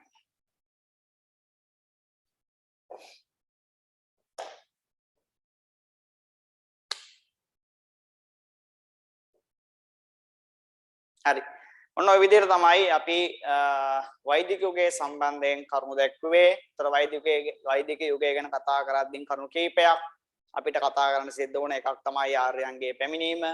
ඊට පස්සේ වර්ණ ભેදය ඇතිවීම, ඊට කෘෂිකර්මාන්තයේ සත්පාලනීය කියන දේවල් ජනප්‍රිය වීම, සබාදහම දේවත්වයෙන් ඇදහිීම, සබාදහමේ දේවත්වෙහි ඇදහිීමේදී දෙවිවරු සංඛ්‍යාව වැඩි වීම, එයාලා කොටස් තුනකට වර්ගීකරණය වීම, ඊට පස්සේ අය අපි කතා කරා එම යුගයේ ලියවිච්ච ග්‍රන්ථ සම්බන්ධයෙන් ඒවවල මොනවද තිබුණේ ඊට පස්සේ මේ යාගයට මූලික තැනක් ලැබුණේ කොහොමද මේ දේවල් මේ වෛද්‍ය යුගයේදී අපිට කතා කරන්නට සිද්ධ වෙනවා. તો වෛද්‍ය යුගයෙන් පස්සේ උදා වෙන යුගයට අපි කිව්වා බ්‍රාහ්මණ යුගය.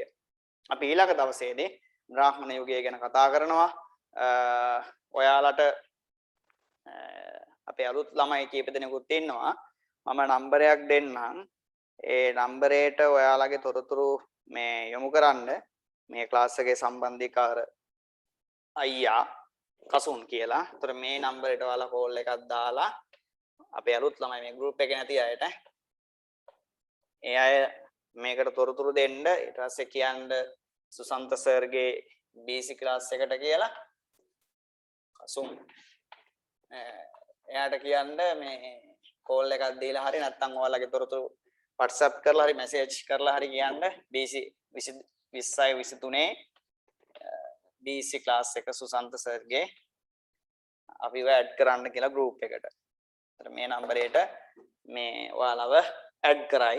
එහෙම වුණාම ලේසි පුතා අපිට දැන් අපි මේ link එක තව group වල share කරනවානේ. මේකම group එකේ හිටපුවාම BC group එකේ හිටපුවාම ලේසි ඔයාලගේ link එක ඔයාලට දාන්න සහ පණිවිඩ හොමාරු කරගන්න. ඒ නිසා අලුත් ආපු ළමයි මෙන්න මේ නම්බරේ කසුන් අයියා එයාට කතා කරලා රෙජිස්ටර් වෙන්න. ඔයාලා රෙජිස්ටර් ගාස්තු අය කරන්නේ නැහැ. බය වෙන්න එපා. රෙජිස්ටර් වෙන්න. එහෙම තියාගත්තම තමයි ලේසි අපිට මේ ටියුට් ටිකත් ඔයාලට දෙන්න. ඒත් එක්කම ඔයාලගේ ප්‍රමාණය දැන් දැනගෙන දැන් මේ ටියුට් හදලා තිබුණේ. නමුත් මේ මාස මේ දවස් 10 වහපු නිසා මුකුත් කරගන්න විදිහක් නැහැ අපිට.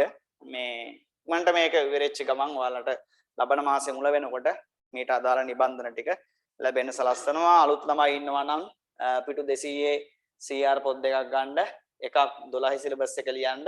අනිත් එක 13 සිලබස් පාඩම් ටික සාකච්ඡා කරන. අපි මාසයක් 12 සිලබස් එක චුට්ටක් සාකච්ඡා කරලා ඉන් පස්සේ 13 එක අපි පටන් ගන්නවා. අපි ගිය සතියේදී වැඩ කොටසක් ඔයාලා මතක් කරා මම කොහොමද මේ වැඩේ වෙන්නේ කියන එක.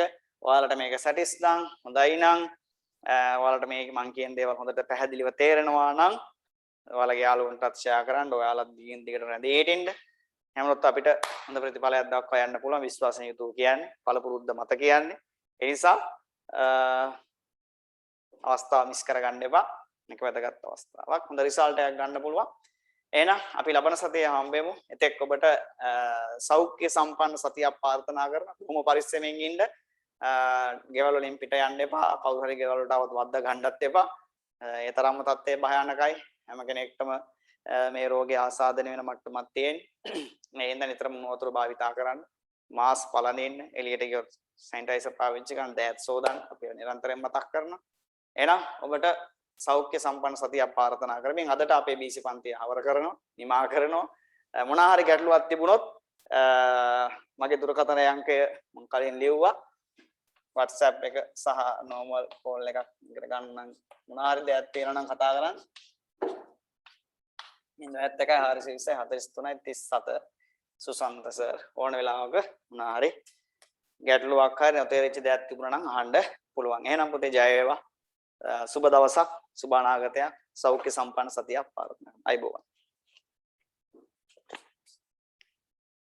ක්ලාස් එක සම්බන්ධයෙන් මොනවද වැදගත් දේවල් දාන්න කැමති නම් ඔයාලට අදහස් උදාස් දක්වන්න පුළුවන්.